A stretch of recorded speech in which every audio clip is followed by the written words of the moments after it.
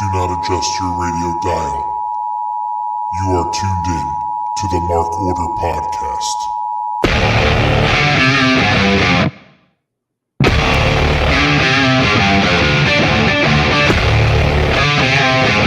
Join the Mark Order.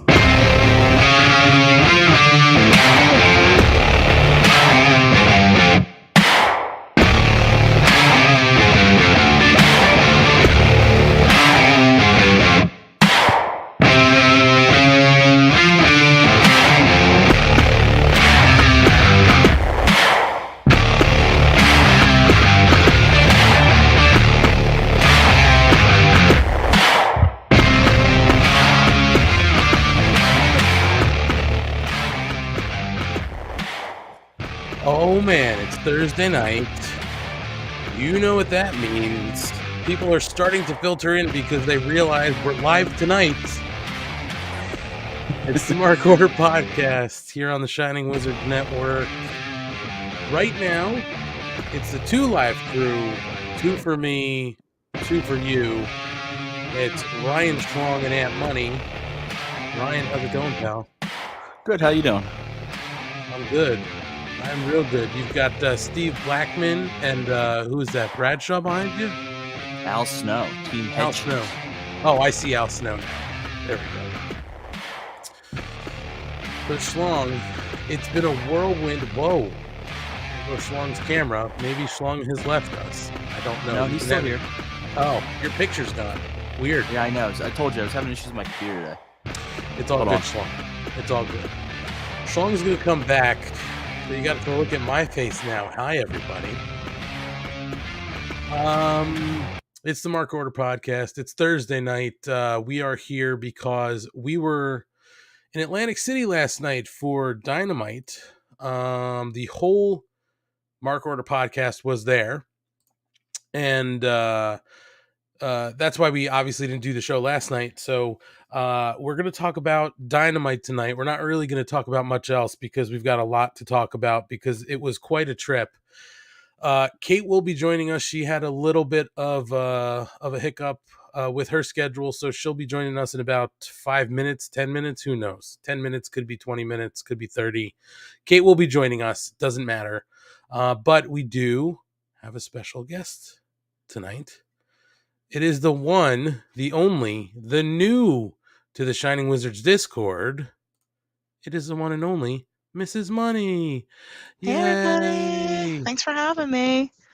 I don't have like a applause sound effect. I'm not like Matt. I don't have the soundboard, so. Yeah, you got to step it up a little bit, but, you know. Well, okay. Eventually. Welcome back, Mrs. Money. Thank you for having me. Good to be back. How's it going?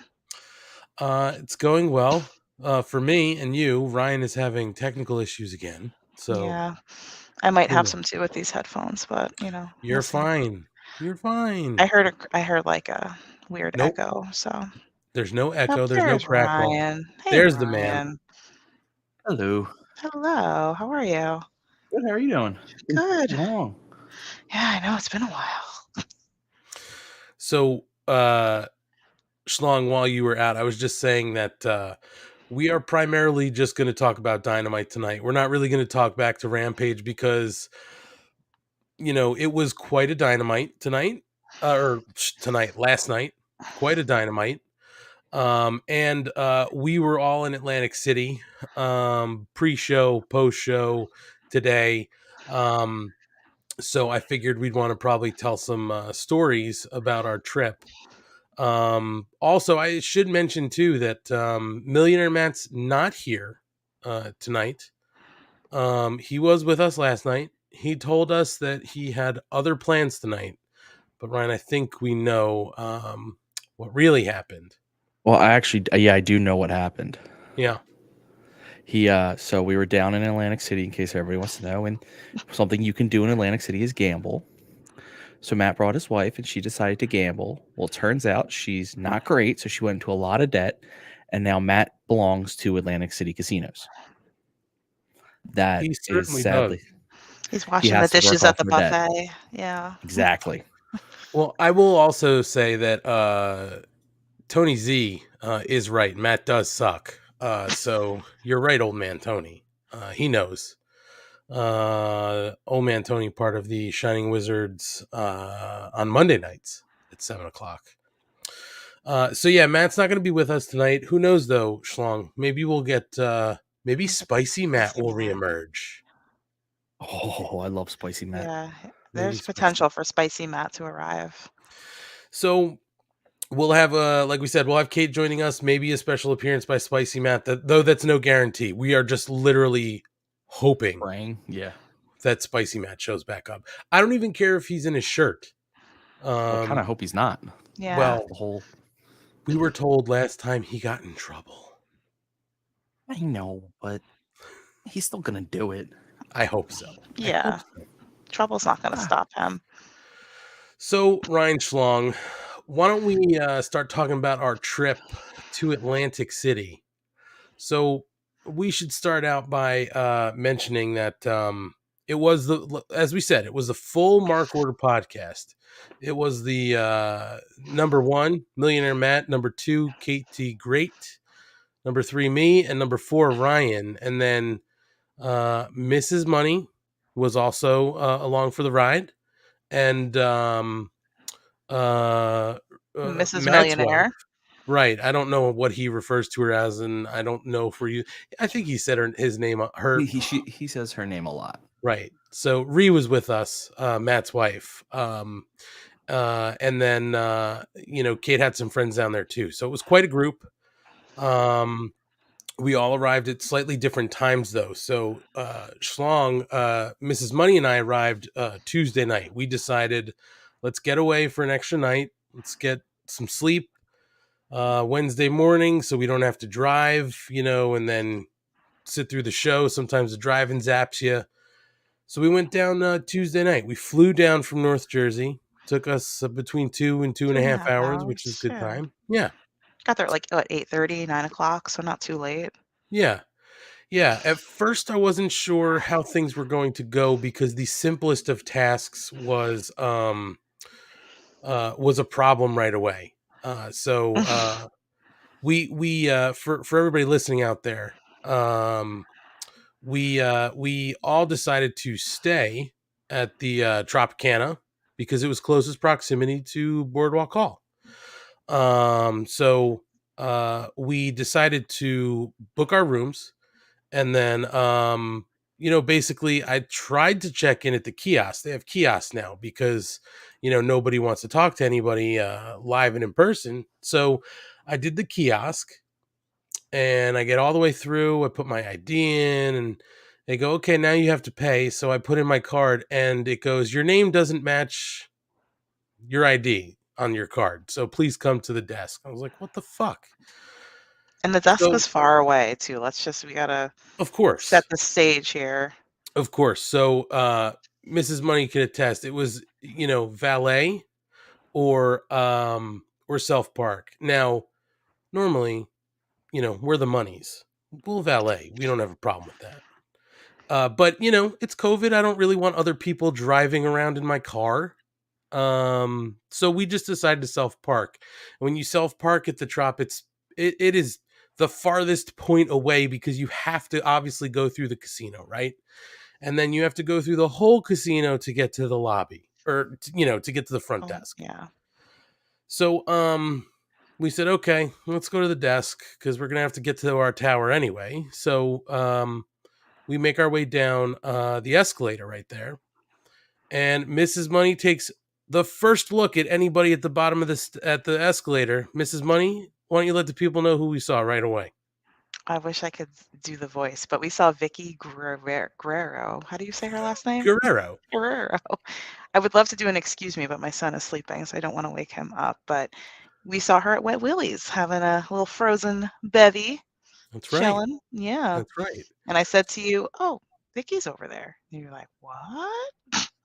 Yeah, I was like, Vicky who? Like, it didn't even hit me, Ryan. Yeah. I said, Vicky who? Yeah. I was like, oh, she's real. Neat. Yeah. So she's sitting there hanging out, and I said, oh, cool. Obviously, it was just like, let's just get to the desk. Like, I really just wanted to get to the desk and settle in because we had to eat dinner. And again, off season, Tuesday night, Atlantic City, pandemic, not a lot open.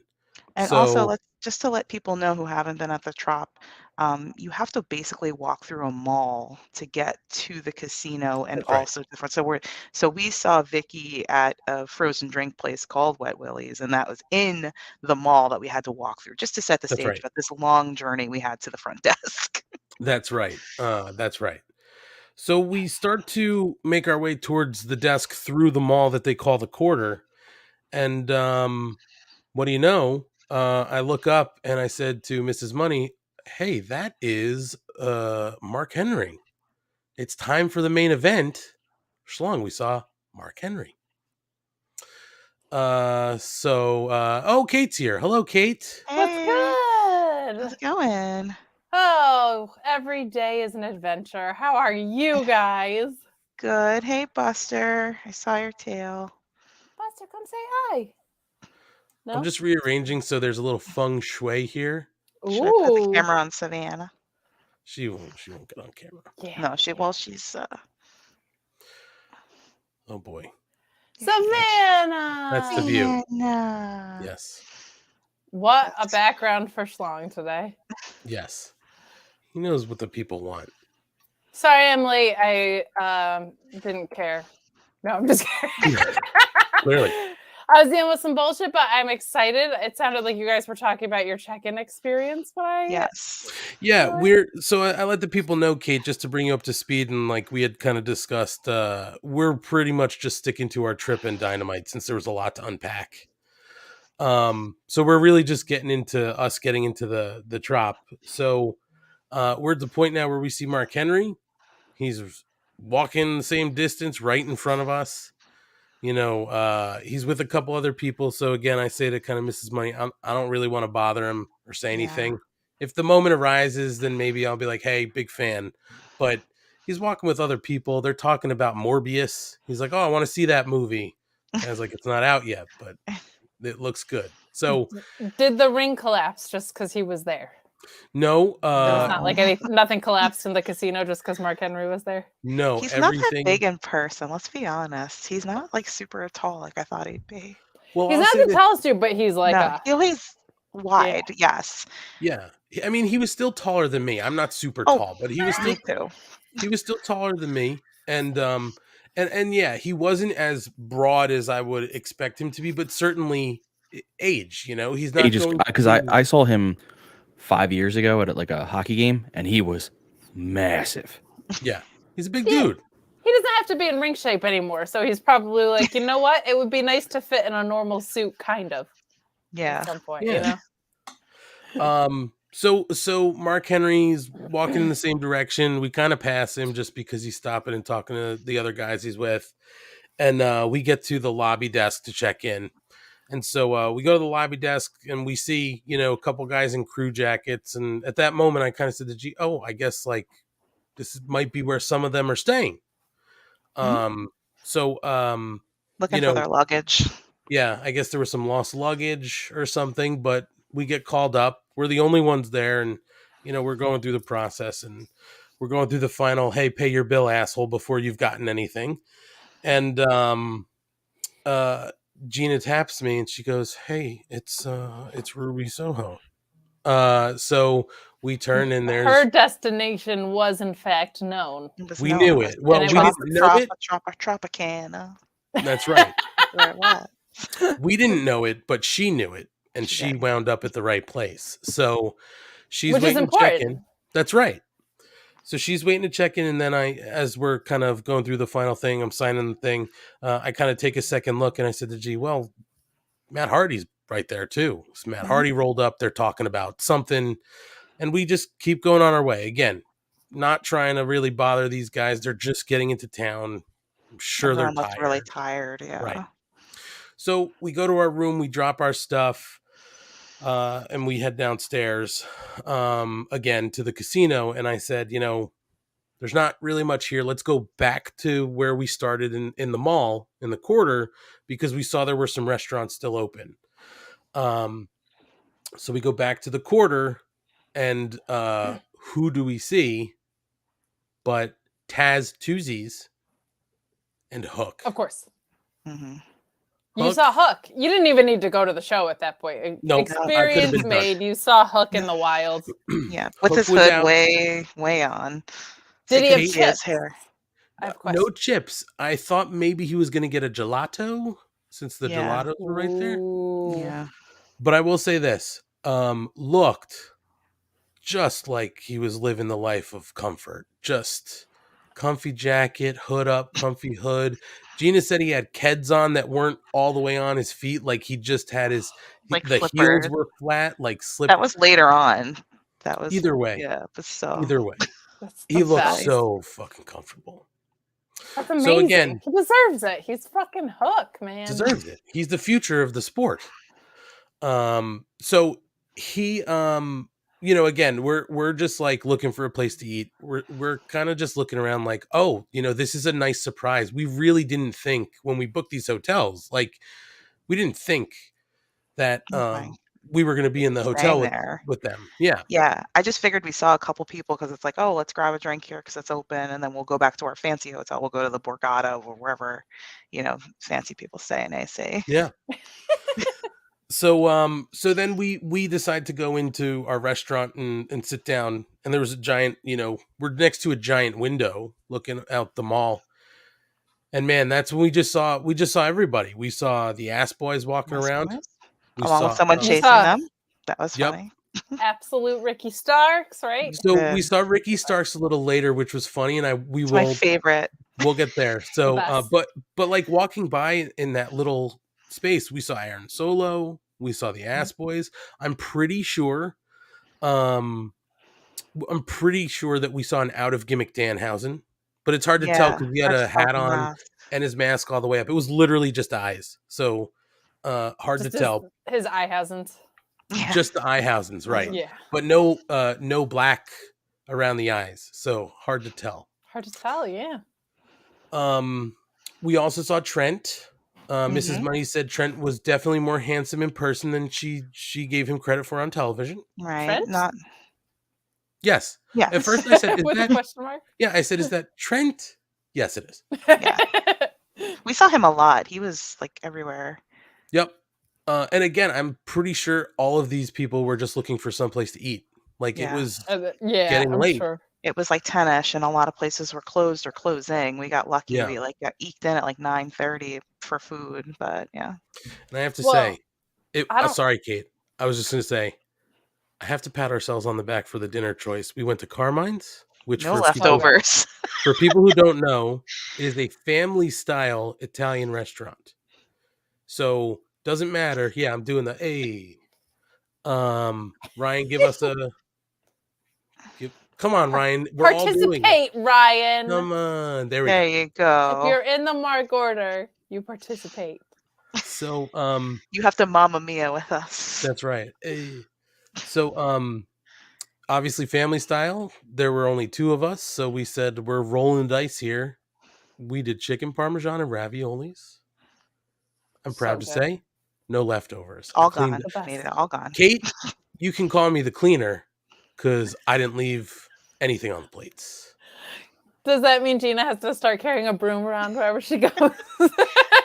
Get me in that aerobic suit first. So That's I'll work right. towards that. I got to work towards that this year. But Well, we'll look, see. I don't want to brag, but you know who I saw at check-in? Ooh, Who's tell that? us. So we check in, and we're like walking through the casino to go to our room. Okay, I saw, wait, hold on. I wanna kind of sort of do this in timeline order, only because you guys came after us, right? So we had Yeah. been there for like a day, But I saw right? Mr. and Mrs. Money in the casino, just Oh, in the sorry. wild, just walking around Sorry. like didn't know you the were doing biggest that. celebrities in the world. Yeah. Real quick to Drew's comment, is the Tropicana the hotel that's like a corner 2 blocks from the venue? Yes, which is why we stayed Mhm. there. Mhm. Come to find out that's why the talent probably stayed there. Yeah, Yeah. so there's a lot of, we'll do like a quick AC recap about what has happened in the area. They legalized online betting in New Jersey, and AC took a hit. Like a lot of them went out of business. And then because of the hurricanes and FEMA money, it actually started to kind of like rebound. But there's only a few hotels that are like nice. Yeah. And it's the Tropicana, the Hard Rock, and the Borgata, but the Borgata is not on the strip at all. And the Hard Rock is nice, but further down the strip, I had stayed at the Trop in like April, and I had a good experience there. So I was like, I at least know that one. So that was really nice. And then it ended up being like, it was so nice not to have to worry about parking when you're going to the venue. Yeah. Like we literally just walked out, took a left from our hotel, and we literally walked into the line to get into the building. Yeah. So It was so awesome. nice. It was so convenient. And what the options for staying, I think even when we said it, it's like, hey, we could do the Trop. We've all kind of stayed there. It's not like super fancy, but it's the closest. It's not a dump and then either. Right. Not total dump. Right. And then it was like, we can stay at the Hard Rock. It's like twice the distance of the Trop. It's still walkable, like a half-hour walk, but it's walkable down the boards, and it's brand new. And then the third option, like you said, was the Borgata. And I think that was like, if we really want to ball out, we could stay at the Borgata, and then we'd have to Uber it. I bet you Tony Khan stayed there. Yeah. I mean, we were talking to some people who said some talent was rumored to be at the Borgata, but who knows? They probably, I bet the debut stayed there. Yeah. They probably kept whoever was debuting at a different hotel, so nobody would be like, yeah. Well, Kate, we can talk about that. We can talk about that because Kate, we have to talk about someone's failure. Yeah, we'll talk about that. And I want to talk about that one when we actually talk about Dynamite, only because it's I don't like want to give together. it up. Yeah, it's good. So when we finished our Carmines, by the way, and this is to so good. Absolute Ricky Starks. So we finished our meal, and we were going back towards the hotel. And, we saw a couple more people walking around. And again, just looked like everybody was starting to get in. It was like, we saw Deeb, we saw Red Velvet and Layla. I'm pretty sure we saw Julia Hart, but she didn't have an eye patch on, so I'm not really sure. Yeah, how can you tell? Just a pretty blonde we saw taking pictures with people. So God, there's so many of them. It was, I know, it was Kate. That was the surprise. It was Kate. Oh, maybe it was Kate. She was staying in the Havana Tower. And then Gina's favorite moment was, we were just kind of walking around, like we weren't really playing on Tuesday night. We were just kind of unwinding, walking around, getting a lay of what was kind of open on the floor and stuff like that. Walking off Carmines. Right. Yeah. Yes. So we were just kind of there, and there's a fountain when you get to both ends of the quarter mall, right? So where we wound up coming in from the garage was a fountain, and then when you get all the way to the end before you hit the casino floor, there's a second fountain. So we're standing there, and Gina's like, that guy looks familiar, and he's standing by the fountain. And I was like, yeah, that's fucking Ricky Starks. I was like, he looks great. I would like to see more of him on my television. And then Gina noted that he was talking on his cell phone with one hand, and then like eating with his other hand at the same time over the fountain, and eating out of like one of those styrofoam to-go troughs that he probably got. That is not very Stroke Daddy-ish. That is It's very not. It's It sucked the magic out of everything for me. I'm like, Kayfabe is dead for Gina. Well, wait, you're all just people now.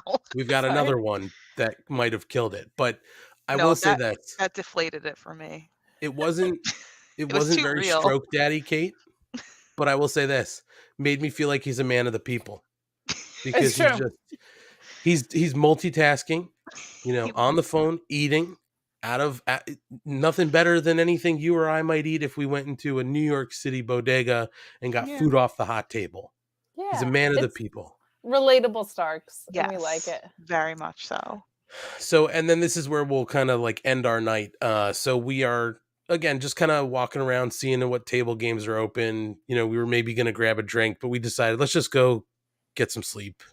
We were exhausted, so we're going up. We're going to our tower now. And we see Jungle Man just standing there by himself, Jack Perry, with his hair bunned up.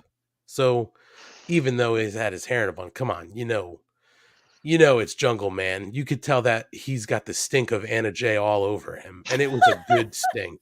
Anna Jay was not there. We did not see Anna Nope, Jay. did not see her. Was his theme playing? Does it just follow him everywhere he goes, even when he's not? I wish. That'd be amazing. You know, That's on the Trop. The Trop should have just been playing that. Like, I'm not gonna lie. I faintly thought I heard it from somewhere. you probably did. You probably did. But so we saw Jungle Man standing there, and then I think Mrs. Money said something like, "Oh, you know what? Maybe we should get like a drink, like a soda or a water for the room or something." So we walked kind of back. So we were like just about to hit our tower. We walked back the other way, and then got what we needed. And we're coming back towards our tower, and we see the Jungle Man again. And he's with somebody, but we couldn't tell who it was. Like, we just didn't recognize him. But there was like all these guys were with people who were with the show, right? Like, people Crew who work, people and crew, or maybe people who were like travel liaison, who knows? But also the reason why I really wasn't going to be like talking to these guys or interrupting them, because they're hanging, they're talking with their people. So he's standing there and we're trying to figure out who it is. And then I used the context clues, Kate and Ryan. I looked at the build of the body. More importantly, I looked at what was on the surface of the skin. And it was tattoos that looked very familiar to a wrestling dinosaur. And it was Luchasaurus. Now, this is where I said, Kate, this is what I think killed all of the magic for Mrs. Money, unfortunately. Well, Ricky Starks definitely deflated the balloon, but I think this made the balloon go completely flat. So it was really fun to see people yesterday after the show too. But I'll say the cruise was very funny because you also like people. You would just see people in the elevators in gear, and then you would see people not in gear. Like, the elevator situation is hilarious because it's like they do a mirage. Like, one time Hops was getting off the elevator and he was in like his swoveralls and stuff. And then the other time he was just walking around. And like, because like JD Drake was on the cruise and he just looked like every guy on the cruise. And then I like got in the hot tub and I was like, oh shit, it's JD Drake or whatever. So the cruise is kind of funny because they, I think, expect you to interact because everybody's held captive a little bit. But like, I just appreciated you guys were like hands off. I'm kind of somewhere in between where like, if I make eye contact with someone, I'll like say like, great show or whatever. But Millionaire Matt, who is not here tonight, who we'll talk about Switchblade in a little bit. Talk about that. But I think because he's legitimately on the Shining Wizards podcast, interviewed so many of these guys, like he just feels incredibly comfortable. Like, hey man, good show. Not like weird, creepy, not stalking the towers like some people like were. Some people that chased the ass boys while we were eating dinner. Weird. Some people are just weird. Yeah. So but it's fun. He'll just like kind of like respectfully. Sure. But we all have different like approaches to talent. So I do want to, though, I would like to have Mrs. Money expand on why Luchasaurus popped the balloon completely. Three things. Okay, go ahead. Number one, he's not as big as he looks on TV. Number two, his pants were way too short. It made me sad. And number three, he was wearing really smart glasses. I said, oh, that's not a dinosaur. He just looks like a nerd. He really does. He really did. I would never tell him that, but like, it's like, man. He was the first person I saw on the cruise, and he had like a long sleeve shirt on, so I didn't even recognize him. But the person I was with, Elise, who was with me yesterday, she was like, is that Luchasaurus? And I was like, no way, that guy's just like oh god, no, that's it. Like, you would never, like, him and Danhausen out of character is like who are you? I would have completely not clocked them, I don't think, if either of them had walked by. Well, nothing will ever beat seeing Danhausen in Baltimore waiting in the lobby in full face paint after the show. Nothing will ever beat that moment. Because if not everyone knew a wrestling show happened, and not everyone that knew a wrestling show would happen would expect a vampire to just be waiting in the lobby of like a Marriott or wherever the fuck we were Right. Which A was double Crutches, tree. right? absolutely hilarious. And Brody King's there. Like Right. the diversity of people in a wrestling lobby is a very, very fun thing to see. And they're all Right. just trying to like check into hotel rooms like normal people. Totally. So yeah, that was the last kind of interaction we had Tuesday night before the rest of you guys arrived on Wednesday. And so we saw the Luchasaurus and Jungle Man, and then like a bunch of other people came through. Like we saw Bowens, and they were all talking to each other. We saw Bowens and Starks and a bunch of other people, and we went to bed. And then you guys showed up on Wednesday, Okay. and we all got to hang out and have some drinks and apps before the show. Oh, the buffalo chicken nachos at Chickies was unbelievable. Should we talk about the post-show shenanigans now, and then we'll just dive into the card? Yeah, and we I can think just reiterate, like, there were so many people just like gambling and stuff and having fun, and like, oh yeah. Orange Cassidy was down there shooting craps at one point, and on the slot machines, the Bucks were playing roulette. Like, everybody was just having a really fun time. And Vicky Guerrero was in Mrs. Fields, and there was like a place where you could get Layla, like hard alcoholic like slushies, like a 7-Eleven slushie, and like I think Lance Archer was, I don't think he was drinking one, but I was like, I just saw you stick a fork in someone's head. This is funny to see this short after, but it was a blast. I went home $100 richer, which was fantastic. Who did you see checking in, Kate? You guys. That was it. Just that was it? Oh, I wasn't sure if there was someone else. I'm like, let's let Kate tell her I think everybody probably came like the night that you did. I would guess everybody was in a day early. Well, we did see, we saw Jericho after the show. It looked like he had like all of his stuff with him though. So I don't know. He was like, yeah, maybe getting very, very extra, maybe, as all of his leather jackets and whatnot. But we also then after the show, so Kate, to your point, yes, I would like to talk about the rest of the shenanigans, and then we'll take a little break and we'll dig into the card. But yes, after the show, we went back to the hotel, and our plan was let's get in comfy clothes and let's come back to the floor. Maybe we'll gamble a little bit and drink and do stuff like that. So yes, we did go back through the quarter. We saw, people with the slushy beverages from Wet Willie's. And that's like really the tower where all the wrestlers were staying. So a lot of the fans were hanging out waiting for them to come back. We did happen at that moment too. We didn't see them the night before, but we saw Adam Cole and Brett. I'm sorry. Yes, but we saw Adam Cole. Baby. Come on, Ryan. I wanted to see if anyone else was. That's your gimmick.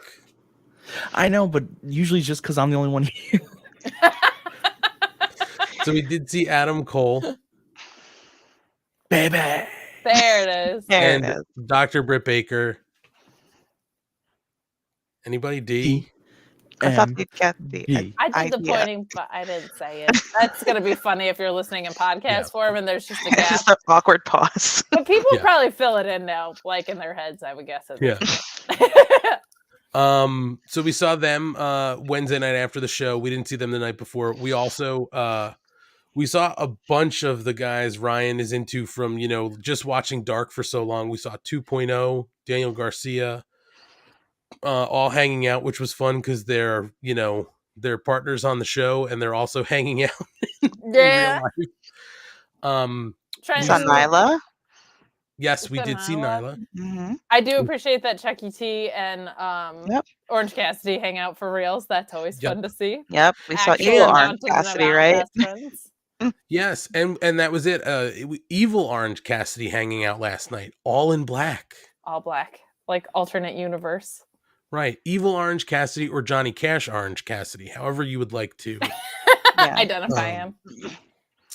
And so we saw them, and then as we were kind of like winding down the night, and I want to jump back to the Matt freezing part in a second, but as we were kind of right, that's the finale here.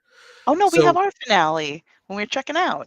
Well, right, but so we did Matt and Ree went upstairs, and then G and I were kind of making our way back. We saw you guys, and you guys let us know that you had seen or heard the Young Bucks and maybe John Silver over relatively close to where we were. So when John Silver's voice a little bit unmistakable. Sure. So we decided before we went up, we were just gonna kind of make the round and maybe just catch a glimpse of those guys. Again, Gina knows I'm not the type of person who's going to bother these guys after they put on a show for the night. I'm just going to let them do their thing. So we just basically walked by, and it was the Bucks and Brandon Cutler and a couple other guys. Not wrestling talent, but crew guys. Maybe other people they're friends with who travel. We're hanging out. We didn't see John Silver. And then we basically just made our way up for the night. So it was a fun night. We did see Lance. He heard Archer you coming, too. so he ran. He's like, I'm not going to be found. Like, no, get me out of here. We did see Lance Archer too, and that was fun because Matt was like Murder Hawk, and wait, is Lance Archer too like Fuego too, or did you mean like Lance Archer as well? As well. So earlier in the night, Matt, we saw Lance Archer, and Matt was like Murder Hawk, and I think he was gonna maybe go up to him, but you could tell like Lance probably was just looking for something to eat. Everybody was. And after Everyone that was so fucking match. Yeah. And also, as we were making our way earlier and got drinks at Wet Willie's, Matt did happen to run into Ortiz and say what's up because they go back with the Wizard. So that was fun. Ortiz was legitimately happy to see Matt. Like he stopped Matt as much as Matt stopped there. Nice. It was shocking. That was fun. It wasn't like Matt hunted him down. They were crossing. Ortiz said, "What's up?" And Matt was like, "What's up, buddy?"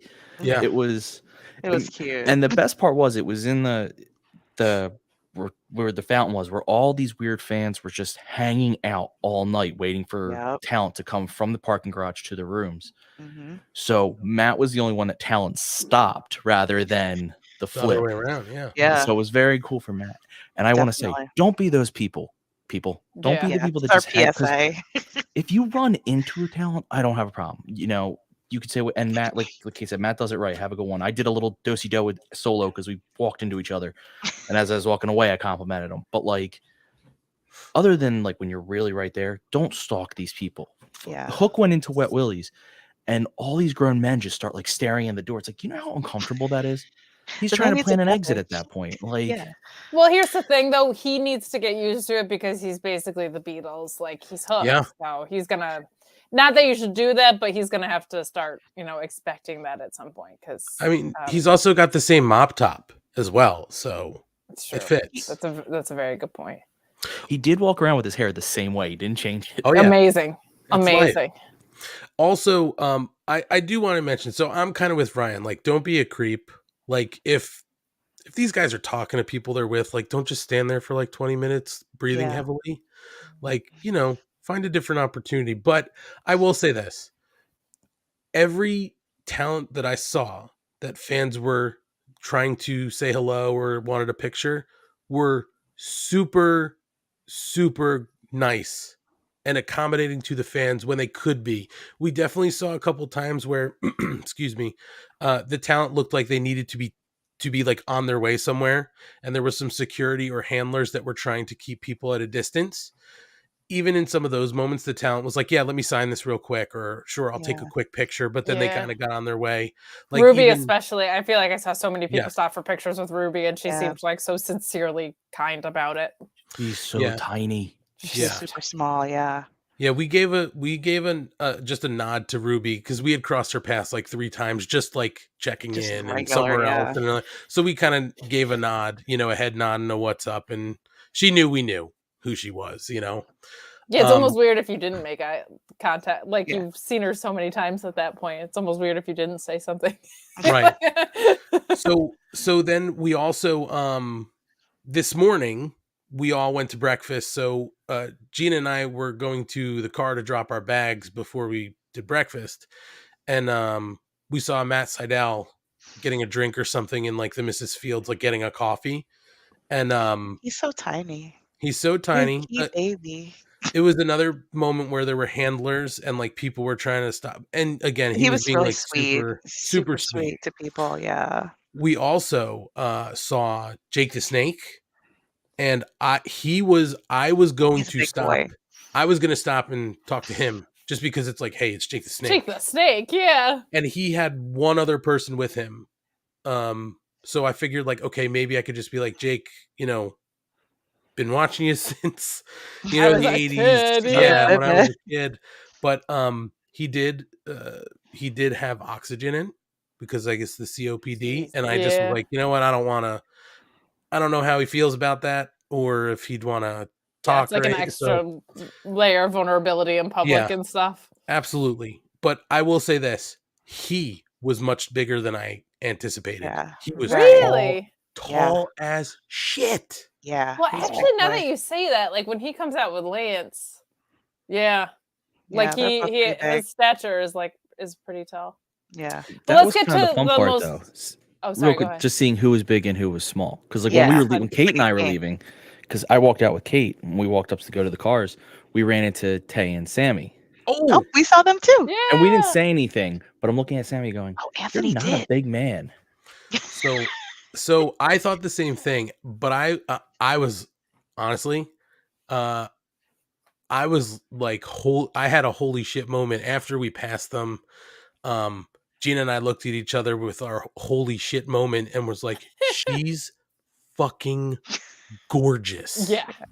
She's unbelievably pretty. Unbelievably She's- Like beautiful. upsettingly pretty. Like there's She's a nothing 12 I can do to fair. my face to It's not look that fair. pretty. It's not 12 fair. out of 10. She's ridiculous. So, but we did. Sammy was, believe it or not, the only person I said anything to. And it was, again, one of those moments where we were just walking. We just kind of like, I was 5 looking in the seconds. same direction and like we kind of locked eyes and I just gave a head nod and he Wait. said, Time He slowed said- down. but we just, I gave a nod and he said, what's up? And I said, hey, great show last night. And that And was it. thank you. And that was it. He's with Tay. I'm not going to bother him. And I'm not going to try to talk to him for like 20 minutes, but Let's get to the most important interaction that didn't happen though, because Yes. that's right. this is actually the main event. This is the main. It's And- time. And it's not, there it is. Thank you, Gina. So, I don't think anybody who listens to us or the Shining Wizards, I don't think it's a surprise to anybody that Millionaire Matt is a huge fan, maybe a super mark for the King Switch, Jay White. You're right. The Switchblade. Well, listen, he's the king, man. He's the king. Even That's though fair. Ryan says he's not. Maybe if he shaves his beard. So Reach king status. So, to anybody who doesn't know, sorry to spoil it, he showed up last night, and me and Matt freaked out. I will say here, I gave Gina a shoulder punch. I didn't know how to react. I was like, "Holy shit!" It really hurt. I'm still very mad at you about that. Matt FYI. leapt out of his seat. Yeah, He was so excited, and his He wife almost was flew- there and does not care Yeah. about wrestling. It was so much fun. we were in the front row of our section, and there was a very short rail. It was like knee level height. Yeah, he could have. And I thought Matt was stroller going below. I thought Matt was going over. I thought he was going over the goddamn railing for real. He did jump high. By the way, Kyle Sparks, noted knife pervert Jay White, get out of here. I appreciated that one a lot. So Matt is a huge fan, and it was maybe between 1 and 2 o'clock in the morning.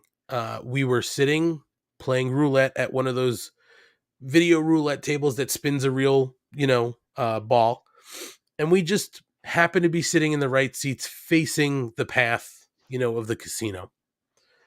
And this gentleman is walking towards us from a distance. And at first Matt's like looking at him like, what's going on? He's like, nothing. And I see him like really looking. And as this guy's getting closer, he's like, it's Jay White. And I was like, what? He's like, that's Jay White. He's like, he's right there. He And was very and nondescript. he did look nondescript. And honestly, at first, I didn't think it was because he looked very unassuming. He just Yeah. looked like a normal, The unassuming dude in dude. shorts, yeah. So Matt's like, no, I don't think that's him. Like he second guessed it. And so Jay White walked past. But then like 15 seconds later, he's coming back across us. And he's like, that's him. I was like, Matt, you've got to go. You've got to get up and go. And I shit you not, Matt stood up and then like half sat back down and then like stood all the way up. And like he was literally bolting from the chair. And Gina and I both can attest to the fact that Jay White saw him and like maybe had put a little giddy up in his step and kept going. And I was like, fuck this. And Matt lost his fucking shot. Matt froze like a deer in the fucking headlights. He did not, Asian Joe, he did not shoot his shot. He did not. He double clutched when He there was going to. when there was 1 second left on the clock and you needed one basket to win the game. He double clutched and the buzzer went off. The ball didn't even leave his hand. It. And now LeBron's like, He didn't even the ball didn't even leave his hands. And so Matt realized he fucked up. And I think at one point later too, he kind of walked the floor and saw him again and still did not shoot I didn't know that. I knew the first part when I thought it was more of, he popped up so quick out of his seat, it might, it freaked out. It scared the poor rabbit away. Yeah, it was bad. Eric F says you miss 100% of the switchblades you don't shoot. Yes, that's right. 100% true. So, Kate, hearing this story from two firsthand accounts, because Matt on Twitter was like, I froze. Matt literally thought about it 3 times. Like, he processed the information. His favorite current wrestler, was right there within striking distance. From New Zealand. Happened to be here in the States, in the same fucking hotel. Under contract with New Japan, too. What do you think about this situation, Kate? So, like, for me, knowing that CM Punk was probably there, but had no interest, like, I knew that guy was probably not going to be in the casino. You know what I mean? So I can't judge because I probably would have done the same. No, I would have been, I would have got up to Punk, I think. I don't think I would have been able to not. But it's just funny because Matt is not someone that we'll say is known for his restraint. But he got a little starstruck. He got a little love struck. Matt gave me shit Tuesday night when all these people were just coming in off the plane, off the train, out of their car, whatever the hell way they got to Atlantic City. He's giving me shit for not saying anything. And these people looked like they just wanted to get to their room, get some food, do whatever. He says hi to everyone else but Jay White. He also gives me shit because at Ring of Honor, we shared the elevator with Todd Sinclair, who I notoriously razz when we go to those shows because Todd Sinclair doesn't do his job. He just refuses to be a referee. But it was 4 a.m. and Todd Sinclair had just lost his job. And I figured, you know what? He doesn't need to hear it from me right now. You're a coward. Listen. You yelled at Todd Sinclair for hours, and then you're face-to-face with the man, and you totally just didn't say anything. I'm also not going to lie. I didn't realize it wasn't him without the stripes. No, it's hard. He's one that you can't tell. He just looked like a guy who maybe was getting in from a sales meeting. He just looks like an account executive at some firm. Yeah. It was pretty good. Schlong, Jay White, your favorite, let's put it this way. Whoever your favorite current wrestler, maybe Danny Jordan there. Danny Jordan, even better. No. Well, first of all, I'm not a celebrity guy to be like wrestling. You saw that. I don't really care. It took literally walking in to Aaron Solo to be like, hi, like, Hey, Oh, by the way, you're cool. I physically Yeah, ran into him. Yeah. it just doesn't do anything for me. And especially like someone like a female wrestler like Danny Jordan wouldn't approach at all because it's like she doesn't know what level of creep I'm coming at. So I wouldn't do that to her. That being said, the fact that he wanted to and didn't is what gets me. Like if I wanted to, I would do it. Like Right. that wouldn't hold me back. Like if I saw someone walking there's like I want to say hi, I would do it. The fact that he wanted to and didn't is what makes me laugh. Like he froze. I could just see like mid stand up. Like, Here, let me. I'm going to show you guys. He's For kind of those of you, scared him away, though. for those of you also watching on camera, and I agree with you, Gina. Jay White definitely kind of was like, "Uh-oh," and like kept walking. Yeah. But for those of you watching on video, there's a few of you watching, and for my cohorts here, I want to do a very quick reenactment for you. Okay, so here's I'm Matt playing my roulette, and he's kind of looking, and I can tell, and then he's kind of like looks at the wheel, and then he looks up, and he's looking. Oh, that's Jay White. And then he even did this where he was like, and then he's like, "Nah, I'm not gonna do it," and he didn't do it. well, see, I think the clutch, like the double clutch of the stand, is what made Jay White feel uncomfortable because now Yeah, you it's have like That's it. he looks weird doing it. He's like, And I it wanna doesn't. point out- It doesn't take a lot for Matt to look weird. It was No. a triple clutch, triple. Yeah, triple. So like, and I want to point out, you asked me what I would do. Drew has the one thing. I let Sammy go because he was shopping with Ty. Yes, But being on the vlog, if they were shooting the vlog, yeah, you get on the vlog. You get on But- the vlog.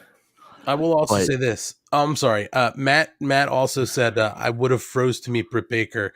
That would have been a big one to like. That would have been a big one to like really Oh, we saw her. to attempt. Yep. Right, but if you're going to attempt to say hi to Britt Baker, she's with Adam Cole. So you know what I mean. So like Yeah. that It's could Yeah, be like different when Matt she's, said like, it to with- both of them. He Yeah. said, "Great Yeah. show tonight, guys," and And they both she's- were just like, "Yeah, thanks." And she's with her boyfriend too. It's not like a Right. woman in the wild. Again, not a big man. Not a No. big man. No, But well, we- that one didn't surprise me at all. We You know did who see- blends into a crowd like you wouldn't believe? Rocky Who? Romero. Yes, Yeah, we you would actually never. did we see saw him? him with Trent, and we didn't realize it was Rocky Romero just because he looked. He came normal. down while you guys were in Wet Willie's, and Matt and I were standing there talking, and he came down with a hat on and his mask up, and I just because he was coming down where all the wrestlers were coming down, Matt and I was like, "That's Rocky Romero." I'm like, "Yeah," I was like, "You wouldn't know if he anywhere else in the casino would have never pegged him to be a pro wrestler." Yeah, we also saw Taz this morning, and I said to G, You can Taz tell by his just orange shoes, by the way, everybody, because he had Yes. his mask up, and I mean, he's kind of has an obvious build, but just saying. yeah, he was another one where I said to G, like he looked like he just was getting his Yes. coffee in and getting somewhere, and I wasn't gonna bother Yeah. him. But yeah, that was so we did see somebody, somebody did go, up to Britt and Adam Cole and was like, "Can I get a quick picture or something?" And they were very polite and was like, we're just trying to find some food, Yeah, Like, and everything was was closed. like, "Sorry, man, like we're just trying to get some food." And the person was super respectful. Yeah. Well, when you guys were in Wet Willie's, they walked through the by the fountain, mobbed. Oh yeah, Okay. Oh yeah. we saw Oh, you that. saw it? We came out. Yeah, we saw Yeah, that. that was brutal. Like they could barely take a step, and people yelling, Yeah. like just literally screaming at the top of their lungs at them. I'm like, guys, Like, give them be a cool. second here. Yeah. Yeah, they walked through. Kate, you weren't there, but they walked through, and people were, beginning to kind of swarm, and they just kind of kept going. They were nice about it. They kept going. Yeah. But Kate, people in that, like fountain area of the quarter were at the top of their lungs yelling, "Adam Cole, baby!" Like, It was Could insane. you? I Crazy. cannot imagine if you were there not for that show, what that is for you. yeah, Like that's Yeah. gotta be so weird. but Well, should we take a break? it was a and- ton of fun. Yeah, I was gonna say Nice. this is a perfect place to take a break. It was so much fun hanging out and just kind of cool seeing the talent walking around, living their normal lives. Gambling big money like the Young Bucks normally do. But guys, do you know that we're on a network called the Shining Wizards Network? what? Tell me more. Well, turns out that the Monday Night B show, the Shining Wizards, they've been doing it for 10 years, more than 10 years, actually. I don't know how they haven't killed each other yet, but they've been doing it for over 10 years. Great guests, great interviews. Tune in every Monday night. But Kate, you specifically, do you know that there are other shows that are part of the Shining Wizards network? I for me to fully believe that, you would have to prove it to me in some way, because I don't believe it. Well, guess what, Kate? What? Why don't you sit back for a couple minutes here? All right. The rest of us are going to go maybe take a pee-pee break, get a drink. You sit and pay attention, because I have some words from other fantastic programs that are part of the Shining Wizards network. Everyone knows a lot of things can change in the span of 10 years. But when it comes to professional wrestling podcasting, one thing is still guaranteed. The Shining Wizards is the only place to get all the latest wrestling news, interviews with the greatest guests, and of course, tons of laughs in discussing the world of wrestling. The show is still available on Monday nights at 7 p.m. East on rantemradio.com and Rant Entertainment Media on the TuneIn app. And it's still available on all podcasting platforms. To check us out, head over to shiningwizards.com, where it's still wrestling talk and talk about wrestling. Because of the obvious threat to untold numbers of citizens, and because of the crisis which is even now developing, this radio station will remain on the air day and night. This station and hundreds of other radio and TV stations throughout this part of the country are pooling their resources through an emergency network hookup to keep you informed of all developments.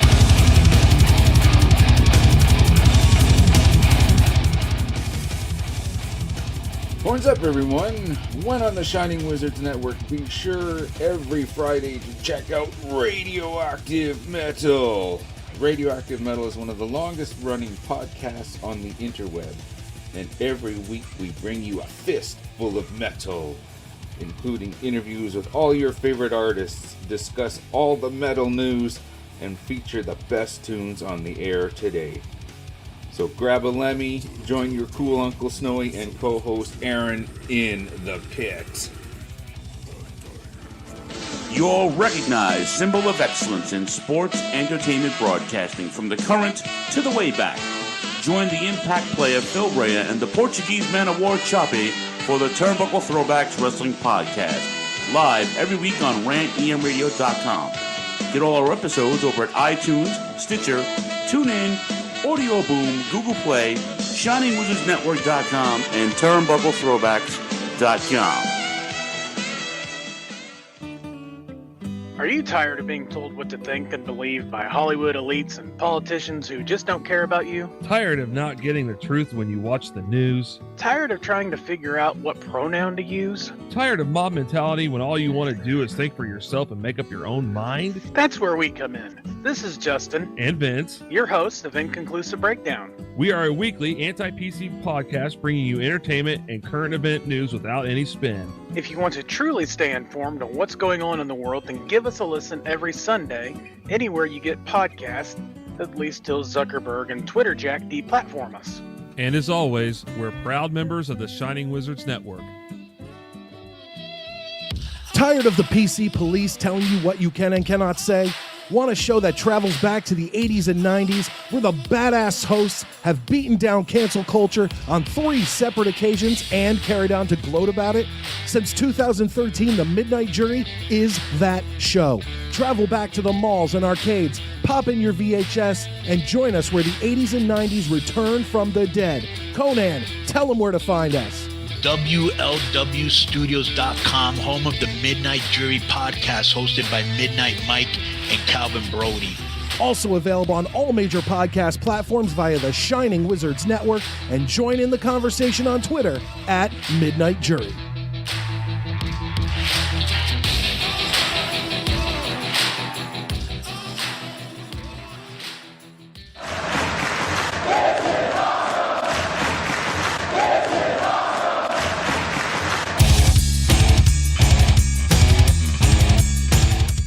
What's up, wrestling fans? You want something awesome?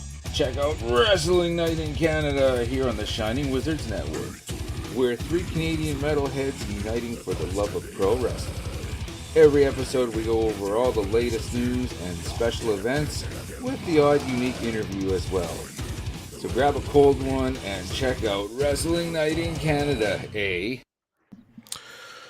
All right, we are back on the Shining Wizards Network. It's the Mark Order podcast. See, I'm talking Call it yourself. so much about the Shining Wizards Network that I almost said we are the Shining Wizards, but we know we're really the A show. Anyway, so folks, Mrs. Money is going to bow out here as we break down the card, but I did want to say Mrs. Money was disappointed yesterday because we did not see or even sniff any word that somebody was going to be in or around the building. Mrs. Money, would you like to expand on that? My love, Tony Nese, was definitely not there anywhere. However, Millionaire Matt was kind enough to share his pro wrestling crate with me and gave me this little nugget. Oh, So, what a guy! isn't that nice? So That's Tony's so gonna nice sit of in my him. office and keep me company, How and sweet. maybe one And no day. Sunny Kiss either, right? No Sunny either, Oh, and that was you're both your double favorites. bummer. I know it. I would have run after Sunny, like crying, like I love you. But so it's probably better this way, you know. Here's the important question. Because we were talking about Matt and missing his shot, and or which we pretty much all think is true. He scared Jay White. Yeah, so scared him out. Mrs. Money, if you are faced with having Tony Nese within striking distance to be able to say hello, I would you don't know. shoot your shot? I probably would, because I've done it in the past with musicians that I really enjoy and admire. So I probably would have made a fool of myself and scared this poor man away. But I would have done it because I've done it before with others, and I'll do it again. Damn it. You would not even be close to the creepiest person he encountered in that hour, would be my guess. True story. True story. It might be a nice buffer for him to have a Ryan- psychotic female approach him. Ryan, you have probably 3 times as better abs than Tony Nese. When women Easily. approach you, Easily. like, yeah, He's I like, mean, he showed me. I was He trying showed to me. I was trying to be nice to Tony Nese. I'm not trying to bury him, you know. When Like those women mid approach pancakes. you, what is like your preferred approach? I run away. That makes sense. Okay. I don't even get it. engage. It's like, you ever see I think it was like the 60s films where they'd have the bands running away from the screaming girl fans. Yeah. That's me just running away. And then it's that door scene where I'm coming out one door and they're following me in, and it's just, we keep switching. So that's just It's how dangerous. it is the whole time. It's It dangerous is. for It's you, a so I get hazard. it. Yeah. Ryan is basically saying he lives his days like the Beatles in Hard Day's Night. Yeah. Exactly. Or like the Wonders and that thing you do. That's true. The Oneaters. The Oneaters, my bad. So, for some parting words, Mrs. Money, Asian Joe, friend of the show, says Nese is always in your heart. Always. And now we'll be in your office. That's right. That's right. I'll be next to my laptop tomorrow as I'm going back to my work. And Nice, my buddy. hear out Eric F., Mrs. Money. Mhm. Sunny Kiss, Tony Nese, tag champs. I'm in. I'll take it. All in. I'll take it all in. Parting All in. wisdom from Mrs. Money, who was Yes. slightly disappointed, but seems to have had a fantastic time. I had a lot of fun. It was just fun to see people in the wild like that. That was just enjoyable. So Well, thanks for joining us and reliving the week. thanks for weekend. having me. I keep wanting to say weekend. Yeah, me too. Feels I'm like, like oh it. shit, tomorrow's Friday. Yeah. Yeah. So, thanks for joining us, Mrs. Money. Always a Thanks pleasure. for having me. Enjoy the rest of the show. Bye, guys. Right. Bye, G. Bye. All right, folks. Let's get to the main event. It's time for your main event. So, we have quite an episode to break down for you guys. Now, Break it down. clearly, we did not have the television feed going, right? So we don't have all of the context around what commentary was saying. This is always what I have to kind of mention as we talk about being at a live show. Usually, the past few times, Schlong has been watching at home when some of us have been there. So Schlong has been our He has opted to stay home. Correct. Thank Correct. Well, just wanted to clarify. I never invited, and then this time when I am, this stick bullshit me at the narrative. end next to strangers. It's bullshit narrative. Strangers. So, Take a hint. so the reason I even bring this up is the fact that if anybody who is listening live right now in the chat wants to keep us honest with anything that was being said at commentary, please feel free to chat in. No, don't suck my dick. No. Okay. Who are you? Who are you, Millionaire Matt, telling me to suck my balls? I am. Suck your balls. Till the end of time, my friend. I'd like to at least, that reminds me, because I would like to call this out, okay? You guys were coming Wednesday. I decided, since me and Mrs. Money were getting away from baby money and taking an extra night, Baby money, that we would book ourselves a suite and kind of live it up. I mean, it's the off season in Atlantic City, so it's not like crazy expensive, but correct. We booked a suite, and I sent a text to all you guys saying, hey, in case you get here and your rooms aren't ready, our room is large enough. Why don't you come on? Let me know when you're here. If your room's not ready, you can drop your bags in my room. Like a gentleman. Like a gentleman. What the fuck does Matt respond back with? Suck my balls. What the fuck did I do? Already driving, by the way, I think at this point, or just about to leave. And so I just saw that whole thread all at once. What the fuck? But don't worry, everybody. Ant got his revenge because leaving breakfast this morning, Ant decided to throw Matt against the side of an elevator. Well, push really, but we're going to say throw for the purposes of explaining what he gave Matt, which was spina bifida, which is a genetic disorder that you cannot give someone by pushing them against the side of an elevator. So Ant got his revenge. Also, context for that, though, Ryan, is Matt was leaning against the wall and literally took one lean forward, and I just pushed him back so that he couldn't get off the elevator. I mean, you used force because I heard it, and then he got you with the sign, the wet floor sign. He did hit me in the back with a wet floor sign. And I had just so you guys know, I had no idea that was coming until the split second before it came. I heard him coming behind me, and I figured this won't be good. Did you sell for him? I did not. Good. He doesn't deserve Ant it. no-sold the shit out of it. Good. And I'll say this, for somebody who says he was a champion for MBW, the prestigious MBW, he needs to work on, the placement of his, back shots, because it was a little low on the back, should have been a little higher up on the shoulder blades, and he, I'm having some elbow pain. He did hit me on the elbow a little bit, so somebody might be getting a doctor bill. That's all I'm saying, Millionaire Matt. You can cover it. He's a millionaire. You should sue. Listen, they call me AntMoney not because of this podcast money that Rob Humphrey thinks we are getting. It's because I know how to get money and keep money. Not because I'm cheap, but because I know how to keep getting money. So there you go. Yeah, this podcast, it makes the opposite of money. Yeah, we're actually spending money. So it's true. We do it for you people. Again, I would also like to say this. Fucking Mike Peterson. That's fine. Mrs. Money. He's not wrong. Greater than AntMoney. Fine. But let's talk about the real better half of the well, that's going to come down to who I sat next to for most of the night. My God, Matt's wife, Rhiannon.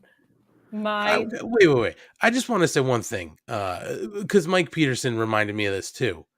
What the fuck is going on with me bringing people in and then getting fucking heel turned on? What the hell is happening? Now, if you're saying everyone's you're turning already on me, heel. turning on me, and you're the common denominator, maybe it's you. I'll be a fucking heel. You guys don't want me and Matt to be the Millionaire Money heel faction. Trust me. Yeah, that's gonna end bad for us. We're gonna be broke. Okay, that's gonna end bad for them. The implosion of those two. I mean, they're already attacking you can't each other. coexist. Yeah, I saw him hit you with a sign today. Eric F. Would Switchblade have made it in WWECW? No, Switchblade is mid. That's a tough one to think about. It is the only ECW that gets recognized as True. a hardcore promotion. So that's a tough one. It did have tough competition there, like Zack Ryder. So that's true. Yeah. Also, AntMoney versus Millionaire Matt at the reunion of MBW. Ooh. I'll say this: if Millionaire Matt wants to become Trillionaire Matt, then yes, we'll do it because that's money. But how about just like a bunch of money on a pole match? Just like an undisclosed amount of money. A sack of human money. A sack of human monies. Yes. I'm sorry, I didn't mean to cut you off. You said you wanted to talk about Rhiannon, by the way, and then we will talk about Dynamite. So we arrived at the venue. It was lovely. We sat down in somewhat uncomfortable seats, but for the majority of the show, Matt's wife had no interest in sitting next to Matt, and sat between the Schlong and I. And she doesn't care about wrestling. And she was busting Matt's balls so hard, I was like, oh, is she really going to be miserable? And he was like, you can bust my balls all night? And she was like, yes, absolutely. So we were having a lot of fun, but she was just trolling him. And she made up new names for moves a bunch. Like, just like the Titty Buster, which was just... the Titty Buster. That was a good one.